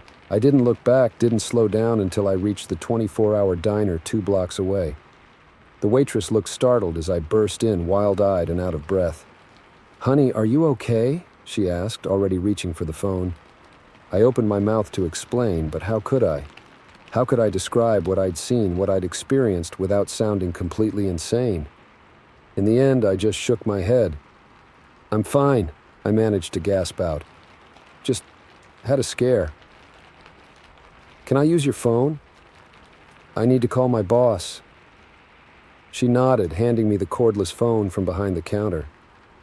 As I dialed, I glanced out the window towards the supermarket. From here, it looked completely normal, just another empty building in the quiet night. My manager answered on the third ring, groggy and irritated. I quit on the spot, ignoring his confused protests. No job was worth what I'd just been through. As I handed the phone back to the waitress, movement outside caught my eye. Across the street, partially hidden behind a parked car, I saw a familiar dark shape. It raised a hand, too long, fingers too numerous, in what almost seemed like a wave. I blinked and it was gone. The waitress must have seen something in my face because she quickly ushered me to a booth and brought me a cup of coffee. "On the house," she said kindly. "You look like you've seen a ghost." I laughed, a slightly hysterical edge to it. If only she knew. I ended up staying in that diner until dawn, nursing cup after cup of coffee. The waitress, bless her, didn't ask questions, just kept the coffee coming and made sure I was okay. As the sun rose, painting the sky in pinks and golds, I finally felt safe enough to leave. The night's terror seemed distant in the warm light of day, almost like a bad dream. But I knew it wasn't a dream. The Super Save stood there, looking perfectly ordinary in the morning light. Cars were starting to fill its parking lot as the day crew arrived for work. I wondered if they would notice anything amiss. Would they find the items strewn about, evidence of the night's supernatural activity? Or would everything be back in its place, as if nothing had happened? Part of me wanted to go back, to prove to myself that it had all been real. But a larger part, the part still quaking with residual fear, knew better. Whatever was in that store, whatever lived in the spaces between shelves and shadows, it wasn't something that belonged in the world of daylight and reason. As I walked home, exhausted but too wired to sleep, I found myself looking at the world differently. Every shadow seemed deeper, every dark corner a potential hiding place for things that shouldn't exist. I never worked another night shift after that.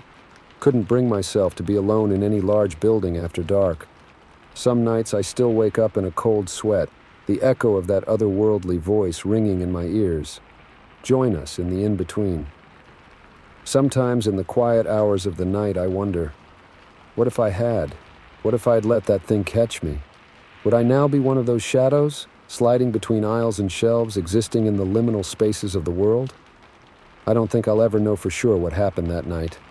But one thing's certain, I'll never look at a supermarket the same way again. And if you ever find yourself alone in a big store late at night, and you see something move just at the edge of your vision, run.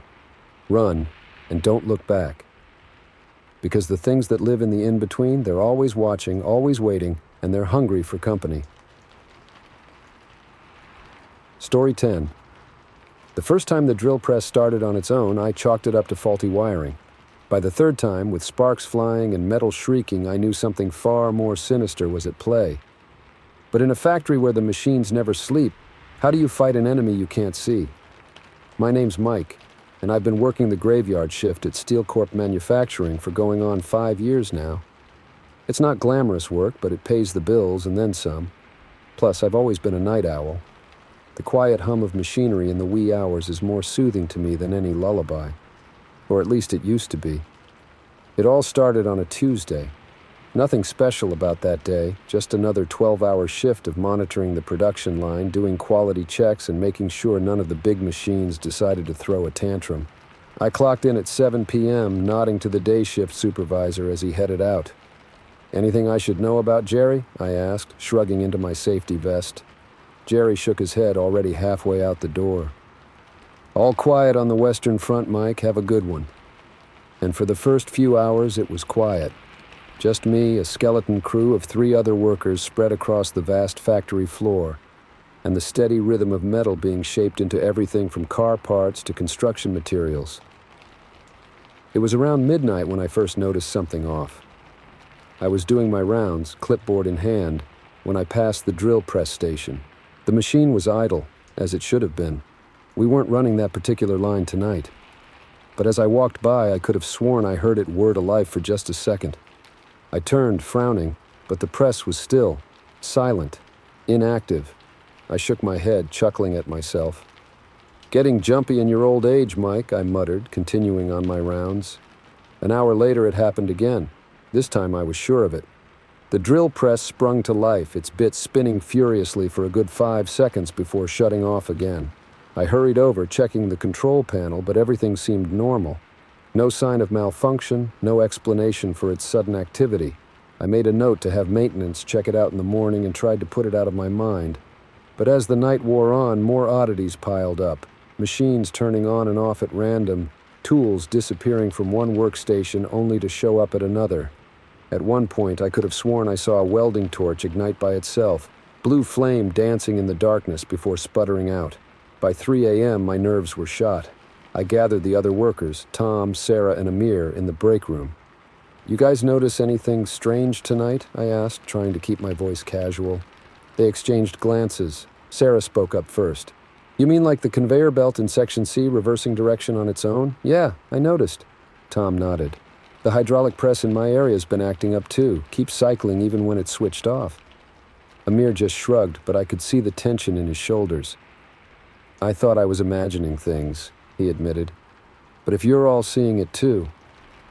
I took a deep breath. "Okay, so it's not just me. Question is, what do we do about it? We debated calling management, but who'd believe us? A bunch of tired night shift workers claiming the machines were coming to life? We'd be laughed off the factory floor. Let's just keep an eye on things," I decided. "Stay in radio contact. If anything major happens, we pull the emergency shutdown and get out. Deal." They all nodded, looking relieved to have some kind of plan. We dispersed back to our stations, the factory somehow seeming much larger and more ominous than it had at the start of the shift. For a while, things calmed down. The machines behaved more or less, with only the occasional unexplained hiccup. I started to think maybe we had all just let our imaginations run wild. Then, at precisely 4:17 a.m., all hell broke loose. It started with a sound like thunder, a massive boom that shook the entire building.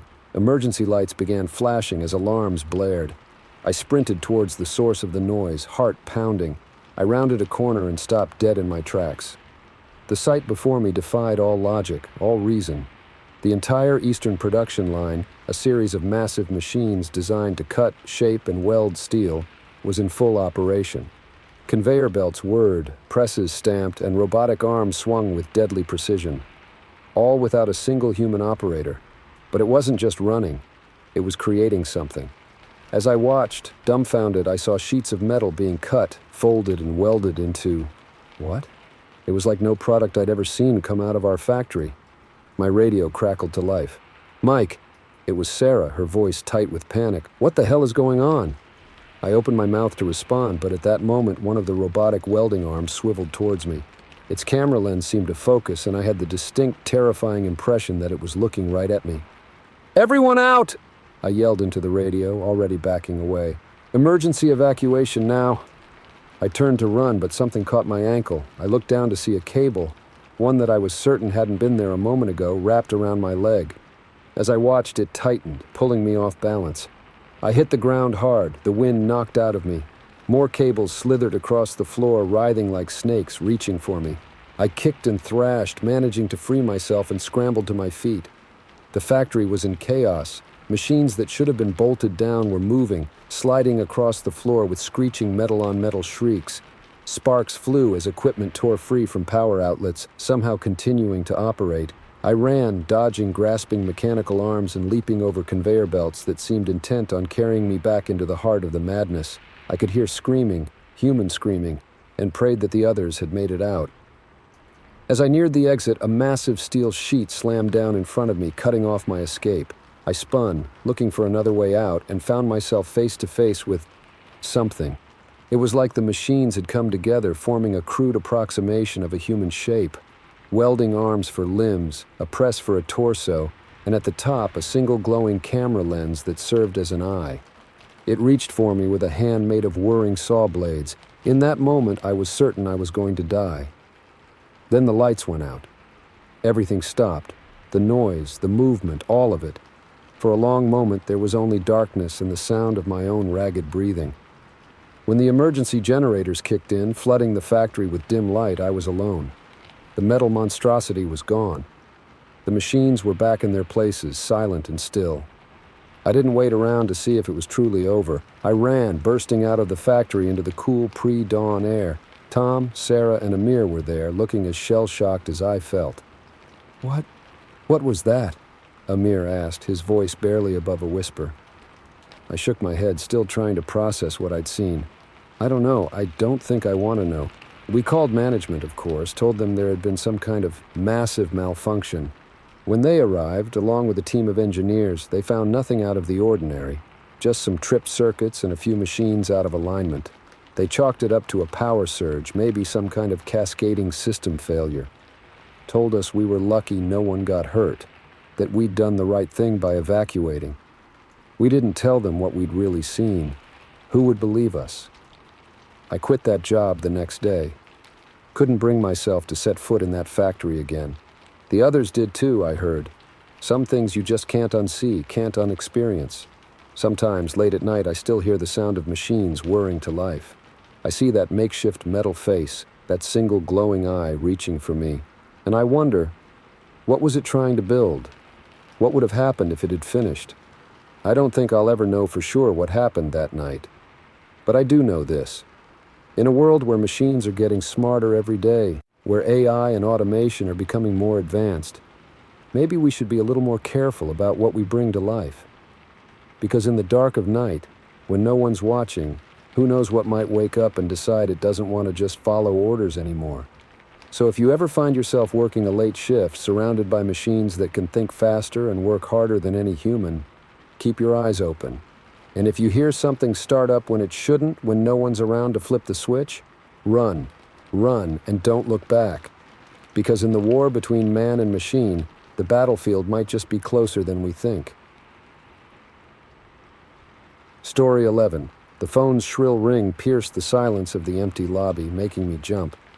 Who could be calling at 3 a.m.? As I reached for the receiver, a chill ran down my spine.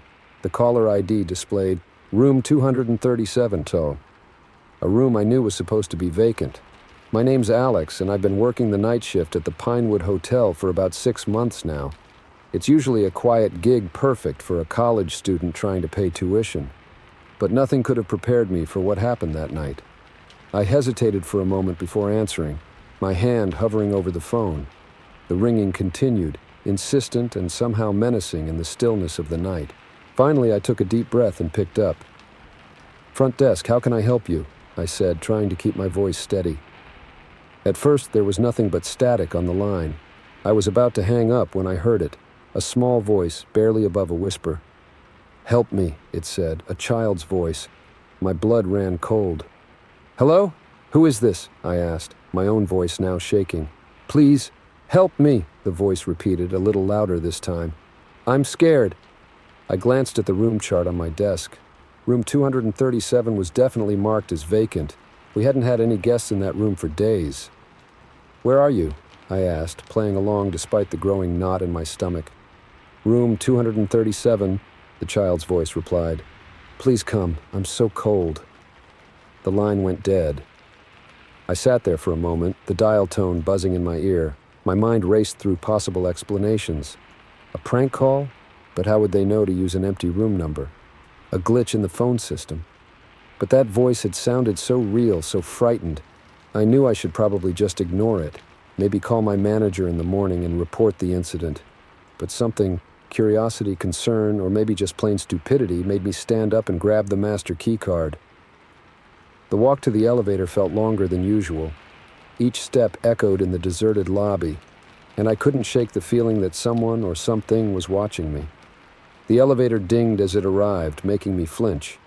As I rode up to the second floor, I tried to calm myself down. There had to be a logical explanation for this.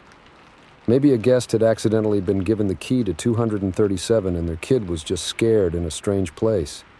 Yeah, that had to be it. The elevator doors opened with a soft whoosh, revealing a long, dimly lit hallway. Room 237 was at the far end. I walked slowly, my footsteps muffled by the thick carpet. The silence was oppressive, broken only by the faint hum of the air conditioning. As I approached room 237, I noticed something odd. While the other rooms had "Do Not Disturb" signs or newspapers hung on their doorknobs, 237's door was completely bare, just like it should be for a vacant room. I stood in front of the door, my heart pounding in my chest. Should I knock? What if someone answered? What if no one did?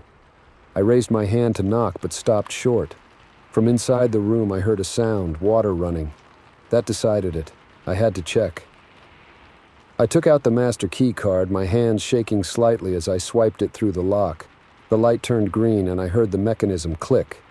Slowly, I pushed the door open. "Hello," I called out, my voice sounding small and scared, even to my own ears. "Is anyone in here?" The room was dark, lit only by the faint glow of the city lights filtering through the curtains. I fumbled for the light switch and flicked it on. The room looked normal, untouched. The bed was made, the chairs tucked neatly under the desk. No signs of occupancy, but the sound of running water was louder now, coming from the bathroom.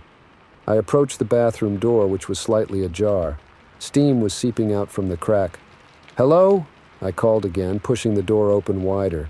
The bathroom was filled with steam, the mirror completely fogged up, and there, in the middle of it all, was the bathtub, full to the brim with water. The faucet was running full blast, water spilling over the edges onto the tiled floor. I rushed to turn off the faucet, my mind reeling. How was this possible? Who had filled this tub? As the water settled, I noticed something that made my heart stop. There, just beneath the surface, was a dark shape. Something was in the water. With trembling hands, I reached out to touch the water's surface. It was ice cold. I pulled back, my mind screaming at me to run, to get out of there. But I couldn't move. I couldn't tear my eyes away from that shape in the water. Suddenly, the bathroom lights flickered. Once, twice, and then they went out completely. I was plunged into darkness with only the faint light from the bedroom illuminating the steam-filled space. And then I heard it, a small splash from the bathtub, and another. Something was moving in the water. I stumbled backward, my back hitting the bathroom door. I fumbled for the handle, my wet hands slipping on the metal. The splashing grew louder, more insistent. Finally, I managed to wrench the door open and half fell into the bedroom. I slammed the bathroom door shut behind me, my breath coming in ragged gasps. For a moment, I just stood there, my back pressed against the door, listening. The room was silent now, no more splashing, no running water. Nothing. I don't know how long I stood there, frozen in fear. It could have been minutes or hours. Eventually, I managed to gather enough courage to move. I had to get out of there, had to call someone. As I turned to leave, something caught my eye. There, on the bedside table, was a small, folded piece of paper that I hadn't noticed before. With shaking hands, I picked it up and unfolded it. In childish handwriting, it read, "Thank you for coming. I'm not scared anymore." I dropped the note as if it had burned me. Without looking back, I ran out of the room, down the hallway, and into the elevator. I jabbed the lobby button repeatedly, irrationally afraid that something would try to follow me in before the doors closed. Back in the lobby, I collapsed into my chair, my mind trying to make sense of what had just happened. Should I call the police? My manager? Who would believe me? As I sat there, the phone rang again, making me nearly jump out of my skin. I stared at it, dreading what I might hear if I answered. But it wasn't room 237 this time. It was the main office line. With a shaking hand, I picked up the receiver. "Front desk," I stammered. "Alex, it's Manager Mike," came the familiar voice of my boss. "Sorry to call so late, but I just got a weird alert on my phone. Says there's water damage reported in room 237. Can you go check it out?" I felt the blood drain from my face. "Mike," I said, my voice barely above a whisper. "I think we have a problem." The rest of that night was a blur. I told Mike everything. The phone call, the child's voice, the filled bathtub. He listened in silence, and I could almost hear the disbelief in his breathing. But when he arrived 20 minutes later and we went up to room 237 together, he couldn't deny the evidence. The bathroom floor was soaked, water still dripping from the overflowed bathtub. But the strange shape I had seen in the water, gone. And the note I had found, nowhere to be seen. We checked the security cameras, of course. They showed me entering the room, staying for about 10 minutes, and then running out like I was being chased by ghosts. But there was no sign of anyone else entering or leaving room 237 that night, or any night in the past week for that matter. The police were called, reports were filed, and the room was thoroughly investigated. But they found nothing out of the ordinary, apart from the water damage. No evidence of a break-in, no signs of a child ever being there. The incident was eventually chalked up to a prank or a system malfunction, combined with an overactive imagination on my part. But I know what I saw, what I heard, what I felt. I quit my job at the Pinewood Hotel the next day. I told them I needed to focus on my studies, but the truth was, I couldn't bear the thought of working another night shift there. Couldn't stand the idea of answering another late-night phone call, always wondering if I'd hear that child's voice again. It's been 3 years since that night, and I still wake up sometimes, drenched in sweat, the sound of splashing water echoing in my ears. I've tried to rationalize it, to explain it away, but deep down I know. Room 237 wasn't vacant that night, and whatever was in there, whatever called out for help, it wasn't human. I don't work night shifts anymore, and I always check the bathtub before I go to sleep. Story 12. The bell above the door chimed, its cheerful jingle a stark contrast to the pit that instantly formed in my stomach. I glanced at the clock. 3:47 a.m. Who comes to a truck stop diner this late? Or this early, depending on how you look at it. As I turned to greet our newest arrival, the words died in my throat. Something was off about this customer. My name's Sarah, and I've been working the graveyard shift at Joe's truck stop diner for longer than I care to admit. I've seen all types come through those doors. Truckers, drifters, partygoers looking for a greasy cure to their upcoming hangovers. But this guy? He was different. He shuffled in, hunched over like he was carrying the weight of the world on his shoulders. A tattered baseball cap was pulled low over his face, casting deep shadows where his eyes should be. His clothes looked like they'd seen better days. Hell, better decades. "Sit anywhere you like, sugar," I called out, trying to keep my voice steady. "I'll be with you in a jiffy." The man said nothing. He just stood there for a moment, swaying slightly, before making his way to a booth in the far corner. As he passed by the other customers, a couple of truckers nursing coffee and a group of college kids probably on their way back from a concert, I noticed them tense up. Conversations died mid-sentence, and all eyes followed the stranger to his seat. I grabbed a menu and a pot of coffee, more out of habit than anything else. As I approached his table, the hairs on the back of my neck stood up. There was something about him that just felt wrong. "Coffee?" I asked, plastering on my best waitress smile. He nodded almost imperceptibly, still not looking up. I poured the coffee with a hand that I prayed wasn't visibly shaking. "Ready to order, or do you need a minute?" Again, just a slight nod, no words. "All right then, I'll give you some time with the menu. Just wave when you're ready." As I turned to leave, I felt his hand grab my wrist. His grip was ice cold and surprisingly strong. I froze, my heart pounding in my chest. "Miss," he said, his voice a raspy whisper, "do you believe in second chances?" I stood there stunned. What kind of question was that? Before I could formulate a response, he let go of my wrist and went back to staring at the table. I practically ran back to the counter, my mind racing. What was this guy's deal? As I tried to calm myself down, I noticed the diner had gone eerily quiet. Looking around, I saw the truckers hastily throwing some bills on their table before hurrying out the door. The college kids were doing the same, all previous excitement drained from their faces. Within minutes, the diner was empty except for me and the stranger in the corner. I considered calling Joe, the owner, but quickly dismissed the idea. He'd just tell me to stop being paranoid and get back to work. Besides, the guy hadn't actually done anything wrong. Yet, time seemed to crawl by. The stranger just sat there, not touching his coffee, not looking at the menu, just waiting.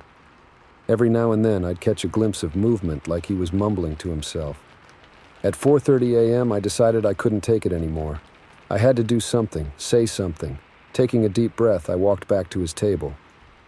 "Sir, is everything okay? Can I get you anything?" Slowly, he raised his head.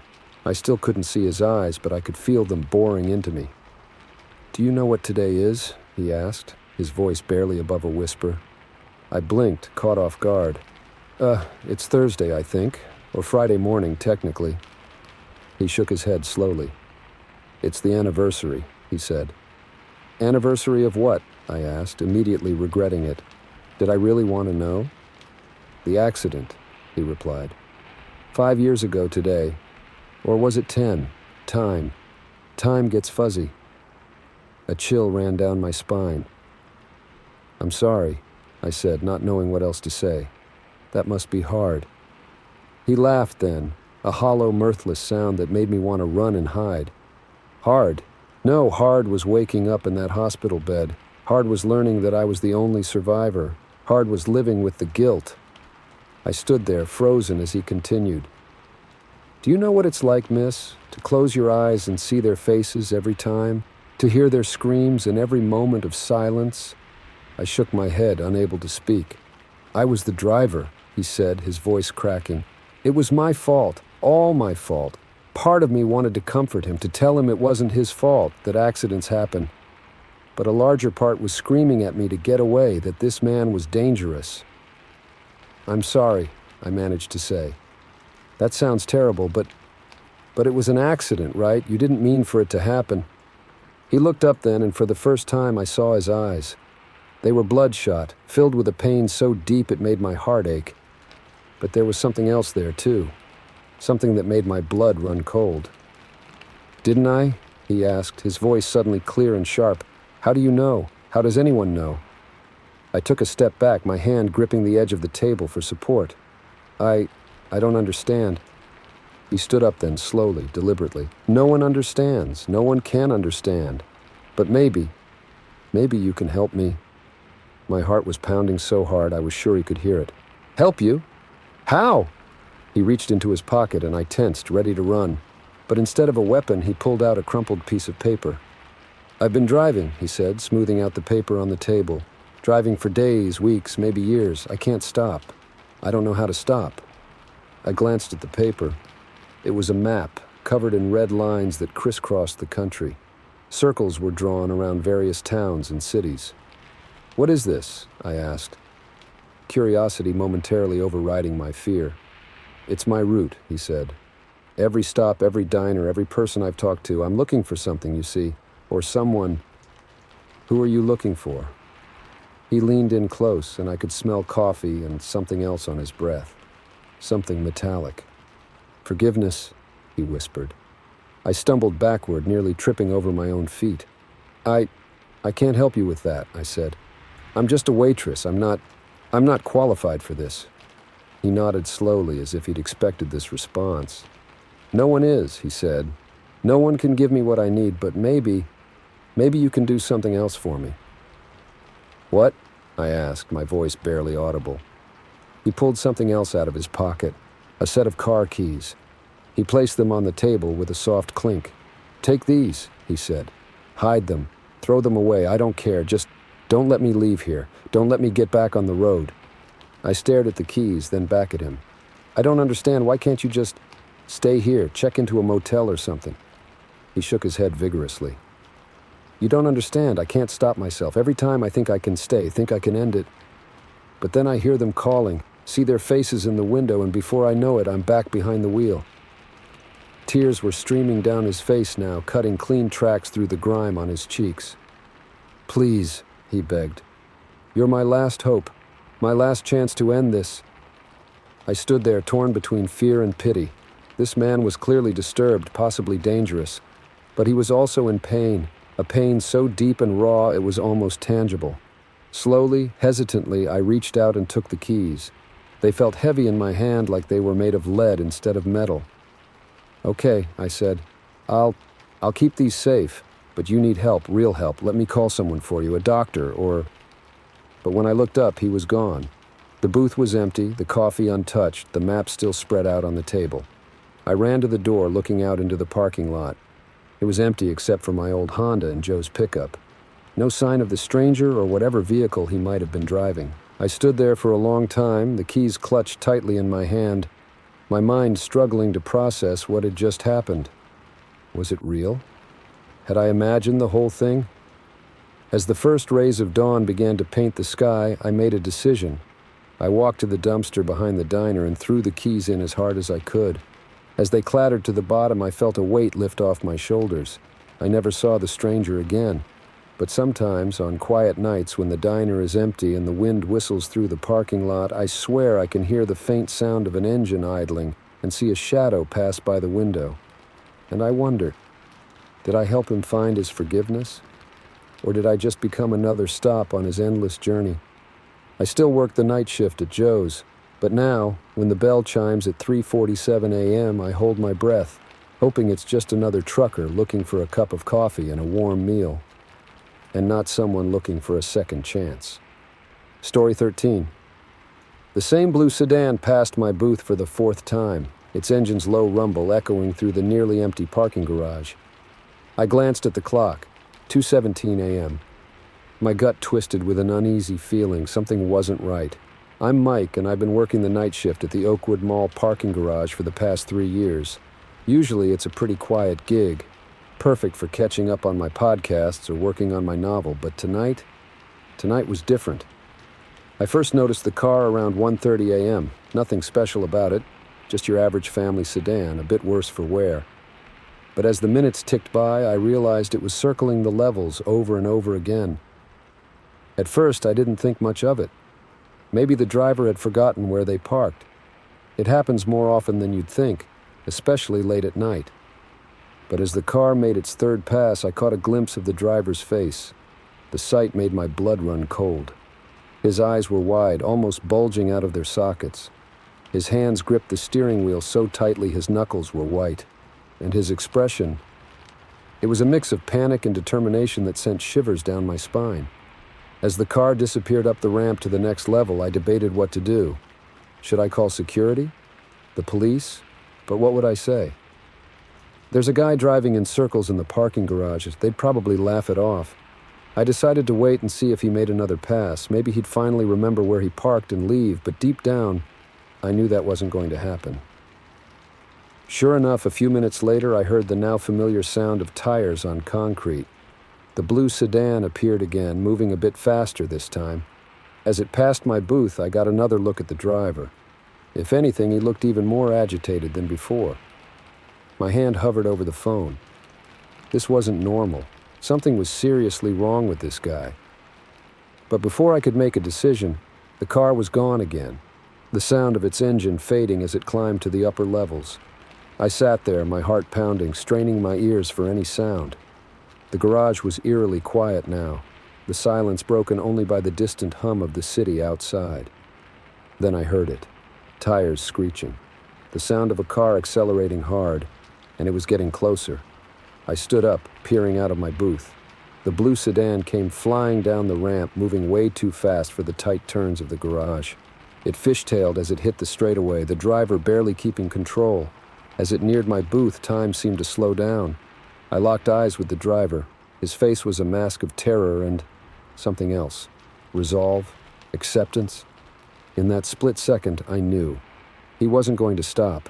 I dove to the floor of my booth just as the car sped past, missing me by inches. The wind of its passage ruffled my hair, and I could smell burning rubber and hot metal. For a moment, I just lay there on the floor, my heart racing, trying to process what had just happened. Then I heard it, the screech of brakes, followed by the sickening crunch of metal on concrete. I scrambled to my feet and ran out of the booth. The sedan had slammed into one of the concrete pillars about 50 yards away. Steam was rising from the crumpled hood, and I could smell gasoline. "Hey!" I shouted, running towards the wreck. "Are you okay?" As I got closer, I could see the driver slumped over the steering wheel. He wasn't moving. I reached the car and yanked on the door handle. It was jammed. "Hold on!" I yelled, not sure if he could even hear me. "I'm going to get you out." I ran back to my booth and grabbed the crowbar we keep for emergencies. As I sprinted back to the car, I pulled out my phone and dialed 911. 911, what's your emergency?" A calm voice answered. "There's been an accident at the Oakwood Mall parking garage," I panted. "A car crashed into a pillar. The driver's trapped. I need an ambulance and the fire department." "Okay, sir. Help is on the way. Can you tell me if the driver is conscious?" I had reached the car again and was trying to wedge the crowbar into the door frame. "I don't know," I grunted, putting all my weight into it. "I can't get the door open. Sir, please be careful. If there's any risk of fire, you need to move away from the vehicle. But I couldn't just stand there and do nothing. With a final heave, I managed to create a gap in the door. I dropped the crowbar and used my hands to pry it open further. The smell of blood and gasoline hit me like a wave. The driver was still slumped over the wheel, but as I reached in to check for a pulse, his head slowly turned towards me. I stumbled back in shock. His face was covered in blood, but his eyes were clear and focused, and they were looking right at me. "Why?" he rasped, his voice barely above a whisper. "What?" I stammered, leaning in closer. "Why didn't you stop me?" he said, a bit louder this time. "I passed you so many times. You saw me. Why didn't you do anything?" I felt like I'd been punched in the gut. I didn't know," I said lamely. I didn't understand what was happening. He let out a bitter laugh that turned into a cough. Blood speckled his lips. "No one ever does," he said. "No one ever sees it coming." In the distance, I could hear sirens approaching. "Help is coming," I said. "Just hold on, okay? You're going to be all right." He shook his head slowly. "No," he said. "I'm not, and that's okay. It's what I wanted." My blood ran cold. "What do you mean?" He coughed again, and I noticed his breathing was becoming more labored. "I've been driving in circles for years," he said. "Not just tonight, every day. Going to work, coming home, taking the kids to school, grocery shopping, round and round and round, never getting anywhere, never changing anything. I didn't know what to say. The sirens were getting closer. I thought if I just kept driving, I'd find a way out," he continued. "A way to break the cycle, but there is no way out, not really, so I made one." "No," I said, shaking my head. "No, that's not true. There's always another way. We can get you help. We can—" He cut me off with a wave of his hand. "It's too late for that," he said. "But maybe it's not too late for you." I frowned. "What do you mean?" His eyes locked onto mine, and I saw a clarity in them that hadn't been there before. "Don't get stuck in the circles," he said. "Don't let life become a loop you can't escape. Promise me you'll break free." Before I could respond, I heard the screech of tires. The paramedics had arrived. Everything after that was a blur. The paramedics pushed me aside, working quickly to extract the driver from the wreckage. The fire department showed up, followed by the police. I gave my statement, trying to make sense of what had happened, but all I could think about were his last words to me. "Don't get stuck in the circles." As the ambulance drove away, its siren fading into the distance, I walked back to my booth. The rest of my shift passed in a daze. When my relief arrived at 6 a.m., I barely managed to give him a coherent update on what had happened. I walked to my car, parked in its usual spot on the second level. As I got in and started the engine, I paused. Instead of taking my usual route home, I turned the other way. I drove out of the garage and just kept going. No destination in mind, no circles, just forward. I don't know if the driver survived that night. I never found out his name or his story, but his words stuck with me. They changed me. I quit my job at the parking garage the next day, enrolled in some classes at the community college, started volunteering at a local shelter. Small changes maybe, but they were breaks in the circle, steps towards something new. Now, whenever I find myself falling into a routine, whenever life starts to feel like it's going in circles, I remember that night. I remember the desperation in that man's eyes, the defeat in his voice. And I make a change, any change. Because life doesn't have to be a parking garage, endlessly circling with no way out. Sometimes all it takes is the courage to drive past the exit, to break the loop, to head out into the unknown. And every time I do, I silently thank the man in the blue sedan for showing me the danger of circles and for giving me the push I needed to break free. Story 14. The laughter echoed through the empty hallway, high-pitched and gleeful. I froze, mop in hand, my heart suddenly pounding. It was 2 a.m. and Westbrook Elementary School should have been deserted. But that sound, it was unmistakably the laughter of children. I'm Tom, and I've been the night janitor at Westbrook for going on 15 years now. I've seen my fair share of weird stuff in these halls after dark, but nothing like this. Nothing that made the hair on the back of my neck stand up quite like that laughter. Setting my mop against the wall, I tried to pinpoint where the sound was coming from. The school was old, built in the 1950s, and sound had a way of playing tricks here. But as I stood still, barely breathing, I heard it again, clearer this time. It was coming from down the hall, from Mrs. Johnson's third-grade classroom. I should have called someone, should have radioed security or even dialed 911, but curiosity got the better of me. Besides, they were just kids, right? Probably some students who had snuck in on a dare. I'd catch them, give them a good scare, and send them home. No harm, no foul. As I made my way down the hall, my footsteps echoing in the silence, I couldn't shake the feeling that something was off. The laughter had stopped, replaced by a sound I couldn't quite place. It was faint, almost imperceptible, but it grew louder as I approached the classroom. Standing outside the door, I realized what it was. Whispering. Dozens of little voices, all talking at once, too low for me to make out the words. I pressed my ear against the door, straining to hear. "Hello?" I called out, my voice sounding unnaturally loud in the quiet hallway. "Is anyone in there?" The whispering stopped abruptly. For a moment, there was complete silence. Then, from just on the other side of the door, a small voice spoke. "Mr. Tom, is that you?" I felt a chill run down my spine. How did they know my name? Yes, I stammered. "It's me. Who's in there?" No response, just silence. I took a deep breath, steeling myself, and reached for the doorknob. It was ice cold to the touch. As I turned it, I heard movement inside the room, like dozens of little feet scurrying across the floor. The door creaked open, and I peered inside. The classroom was dark, lit only by the faint glow of the emergency exit sign. At first glance, it looked empty. The desks were in perfect rows, the chalkboard wiped clean. But as my eyes adjusted to the darkness, I noticed something strange. The chairs, they were all pulled out as if the students had just gotten up and left in a hurry. "Hello?" I called again, stepping into the room. "Kids? Where are you?" As soon as I crossed the threshold, the temperature dropped dramatically. I could see my breath misting in front of me. In July, in a building with no air conditioning, I fumbled for the light switch, my fingers numb with cold. But when I flipped it, nothing happened. The room remained stubbornly dark. That's when I heard it. A soft scratching sound coming from the chalkboard at the front of the room. I turned slowly, my heart in my throat. Words were appearing on the board as if an invisible hand was writing them. The chalk moved with quick, childish strokes.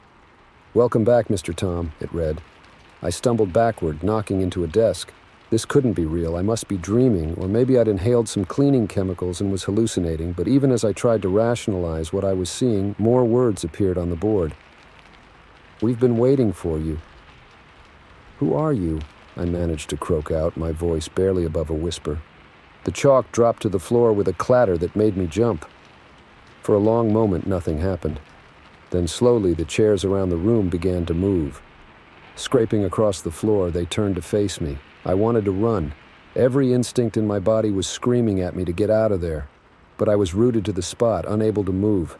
That's when I saw them. Faint, translucent shapes began to appear in the chairs. Children, dozens of them, all staring at me with hollow eyes. One of them, a little girl in the front row, stood up. As she approached me, I could see right through her to the desks behind. "Don't you remember us, Mr. Tom?" she asked, her voice echoing strangely in the room. I shook my head, unable to speak. "We were here before," she continued. "A long time ago, when the school was new. Memories began to surface. Stories I'd heard when I first started working here about the fire in '62, the one that had claimed the lives of an entire class. But that was over 60 years ago," I stammered. The girl nodded sadly. "Time moves differently for us," she said. "We've been here waiting, watching. You're the first one who's been able to see us." I looked around the room at all the ghostly faces staring at me. Some looked scared, others curious. A few were smiling as if this was all some grand adventure. "Why me?" I asked. "Why now?" The girl reached out as if to take my hand, but her fingers passed right through mine. I felt a jolt like static electricity, but colder. "Because you listen," she said. "You care. The others, they come and go, but you've been here. You've taken care of this place. Of us." I thought about all the times I'd straightened a crooked picture or picked up a forgotten toy. How I always made sure this room was extra clean even though no one would notice. "What do you want from me?" I asked, my voice shaking. The girl's face turned serious. "We need your help, Mr. Tom. We're stuck here. We can't move on." "Move on? You mean to the afterlife?" She nodded. "Something's holding us back. We don't know what, but we thought maybe if someone knew we were here, if someone remembered us." Her voice trailed off and I saw tears forming in her eyes. Without thinking, I reached out to comfort her, but my hand passed right through her shoulder. "I'll help," I heard myself say. "Whatever you need. Just tell me what to do." The girl's face lit up, and around the room I saw the other children smiling. For a moment, they looked more solid, more real. "Thank you, Mr. Tom," she said. "First, we need you to find something for us. In the old storage room, there's a box. It has our class photo in it, and some of our things. If you could bring those here." I nodded, already thinking about where that storage room might be. "I'll find it," I promised. "And then what?" Then she said, her voice growing faint, "We need you to remember us, to tell our story so we're not forgotten." As she spoke, the room began to fade. The ghostly children became transparent, then disappeared altogether. The chairs scraped back into place and the temperature began to rise. "Wait!" I called out. "What are your names? What should I tell people?" But they were gone. The room was empty, just as it had been when I first entered. The only evidence that anything had happened was the chalk dust on my fingers and the words still written on the board. I stood there for a long time, trying to process what had just happened. Part of me wanted to believe it was all a dream, a hallucination brought on by too many late nights and harsh cleaning chemicals. But deep down, I knew it was real. As the first rays of dawn began to peek through the windows, I made a decision. I was going to find that box. I was going to learn their names, their stories, and I was going to make sure they were remembered. It took me weeks of searching, of digging through dusty old records and forgotten storage rooms, but I found it. A battered old cardboard box filled with black and white photos, school projects, and small personal items. A class frozen in time, smiling faces unaware of the tragedy that awaited them. I brought the box to Mrs. Johnson's classroom that night, my heart pounding with anticipation. As I set it down on the teacher's desk, I felt the temperature drop. And then I heard it. The laughter, the whispers. They were back. One by one they appeared, gathered around the box, exclaiming over forgotten treasures, pointing out friends in the photos. And as I watched them, I knew what I had to do. The next day I went to the principal with my discovery. I told her about the box, about the forgotten class. I suggested a memorial, a way to honor those lost so long ago. To my surprise, she agreed. We set up a display in the school lobby with the class photo and some of the items from the box. We held an assembly telling the students about the fire and the brave teacher who died trying to save her class. And that night, as I cleaned the school, I felt a difference. The halls seemed lighter somehow. As I passed Mrs. Johnson's classroom, I heard it one last time. The laughter. But this time it was fading, growing distant. I opened the door and looked inside. The room was empty, but on the chalkboard, written in familiar childish scrawl, were 2 words. Thank you. I've never seen the ghostly children again, but sometimes when I'm working late and the school is quiet, I swear I can hear the faint echo of laughter in the halls. And I smile, knowing that somewhere a class of children is finally at peace, remembered and honored at last. Story 15. The beam of light cut through the fog like a knife, sweeping across the churning waves below. I squinted into the darkness, my hands gripping the railing of the lighthouse balcony. Something was out there, something that shouldn't be. My name is Edward Blackwood, and I've been the keeper of the Crescent Rock Lighthouse for the past 30 years. I've seen my fair share of storms, shipwrecks, and strange occurrences out here on this lonely stretch of coastline. But nothing could have prepared me for what I witnessed that night. It was a Tuesday in late October, the kind of night where the wind howls like a banshee and the sea seems determined to swallow the whole world. I just finished my evening rounds, making sure the light was burning strong and true, when I heard it. A low, mournful horn cutting through the storm's rage. At first I thought it was just the wind playing tricks on my old ears, but then I heard it again, louder this time. A ship's horn, no doubt about it. And it was close. I rushed back up to the lantern room, my arthritic knees protesting every step of the spiral staircase. As I reached the top, I grabbed my binoculars and stepped out onto the balcony, scanning the horizon. That's when I saw it. A massive shape looming in the fog, heading straight for the jagged rocks that gave our lighthouse its name. My blood ran cold as I realized what was happening. The ship was off course, way off course, and heading for certain doom. I ran back inside, my heart pounding. I had to warn them. I grabbed the radio, my fingers fumbling with the dial in my haste. "Mayday! Mayday!" I shouted into the microphone. "Unknown vessel approaching Crescent Rock, you are off course. Turn to bearing 270 immediately." Static was my only answer. I tried again and again, but nothing. Either the radio was out or the storm was interfering with the signal. Back outside, I could see the ship was even closer now, close enough that I could make out details through my binoculars. It was an old vessel, the kind you don't see much anymore. Steam-powered by the look of it, with a tall smokestack bellowing black smoke into the night sky. But something was off. The deck was empty, no frantic crew members rushing about, no captain at the helm. It was as if the ship was sailing itself. I grabbed the emergency flare gun and fired a shot into the air. The red light illuminated the scene for a brief moment, casting an eerie glow over the approaching ship. That's when I saw the name painted on its hull. Lady Eliza. My blood turned to ice. I knew that name. Every lighthouse keeper on this coast knew that name.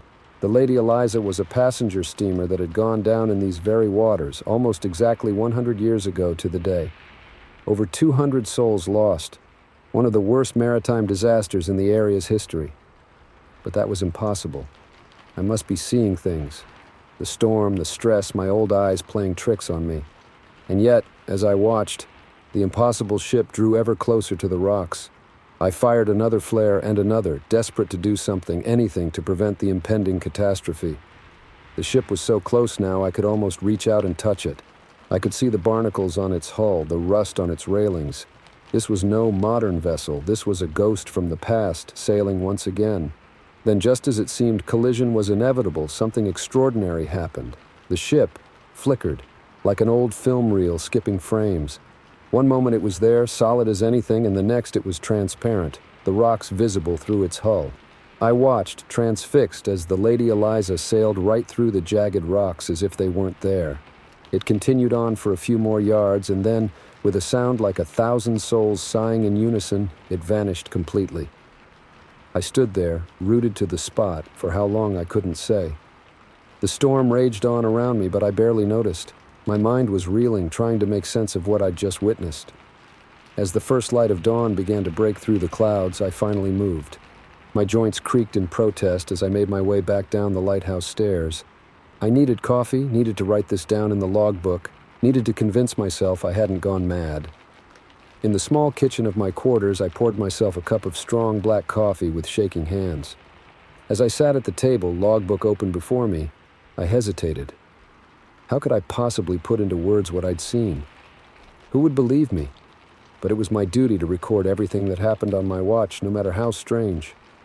So I began to write, my pen scratching across the paper as I recounted the events of the night. As I wrote, memories began to surface. Stories I'd heard when I first took this post, tales told by the old-timers in the village pub. About the Lady Eliza, yes, but also about other ships. Ships that had been seen on stormy nights, always a century to the day after they'd been lost. I dismissed those stories as folklore, the kind of yarns old sailors spin to impress the tourists. But now I wasn't so sure. I finished my entry and closed the logbook, my mind made up. I needed to know more. I needed to understand what I'd seen. Over the next few weeks, I threw myself into research. I dug through old newspapers in the village library, pored over maritime records, even reached out to other lighthouse keepers up and down the coast. What I found both fascinated and terrified me. The Lady Eliza wasn't an isolated incident. There were reports spanning back decades of ghost ships appearing on the anniversary of their demise. Always seen, never reaching shore, vanishing before they could crash upon the rocks. But why? What was the purpose of these spectral voyages? Were the ships trying to complete their final journey? Or was it a warning, a message from beyond the grave? As the weeks turned to months, I became obsessed. My duties at the lighthouse never faltered. I took my responsibility too seriously for that. But every spare moment was dedicated to my research. I started keeping a calendar marking the dates of every shipwreck in the area's history. And then, almost a year to the day after I'd seen the Lady Eliza, it happened again. A different ship this time, a fishing trawler lost in the 1920s. I watched from my perch high above the sea as history repeated itself. The ghostly vessel appeared out of the fog, sailed through the rocks as if they were mist and vanished. This time I was prepared. I had my camera ready, managed to snap a few photos before the ship disappeared. They came out blurry, indistinct, but unmistakably showing something that shouldn't be there. I sent copies of the photos to a few trusted colleagues, other lighthouse keepers who'd had similar experiences. Their responses were a mix of excitement and caution. We all knew how this would look to outsiders. Ghost ships, we'd be laughed out of our jobs. But we also knew what we'd seen. What we continued to see year after year as more anniversary dates came and went, always the same pattern, always just out of reach. It's been 5 years since that first night with the Lady Eliza. I'm not the young man I once was, and I know my time at Crescent Rock is coming to an end. But I'm not ready to leave, not yet. There's still so much to learn, so much to understand. I've started training my replacement, a young woman named Sarah. She's smart, capable, and most importantly, open-minded. I've told her everything, shown her my research, my photos. To her credit, she hasn't run screaming for the hills. Instead, she's eager to learn more, to continue the watch. As for me, I don't know what the future holds. But I do know this. I'll never forget that night, the night I saw the Lady Eliza sail once more. It changed me, opened my eyes to a world beyond what we can easily explain or understand. Some might call it a curse, being witness to such things, but I see it as a privilege, a reminder that there are still mysteries in this world, still wonders to be discovered. And so I keep my vigil night after night, my light cutting through the darkness, watching, waiting for the next ship to make its ghostly journey home. For in those brief moments when past and present collide, I feel connected to something greater than myself. A keeper not just of the light, but of history, of memory, of souls long lost but not forgotten. And as long as I'm here, as long as my light shines, I'll make sure their stories are told. For every ship deserves to complete its voyage, even if it takes 100 years to do so.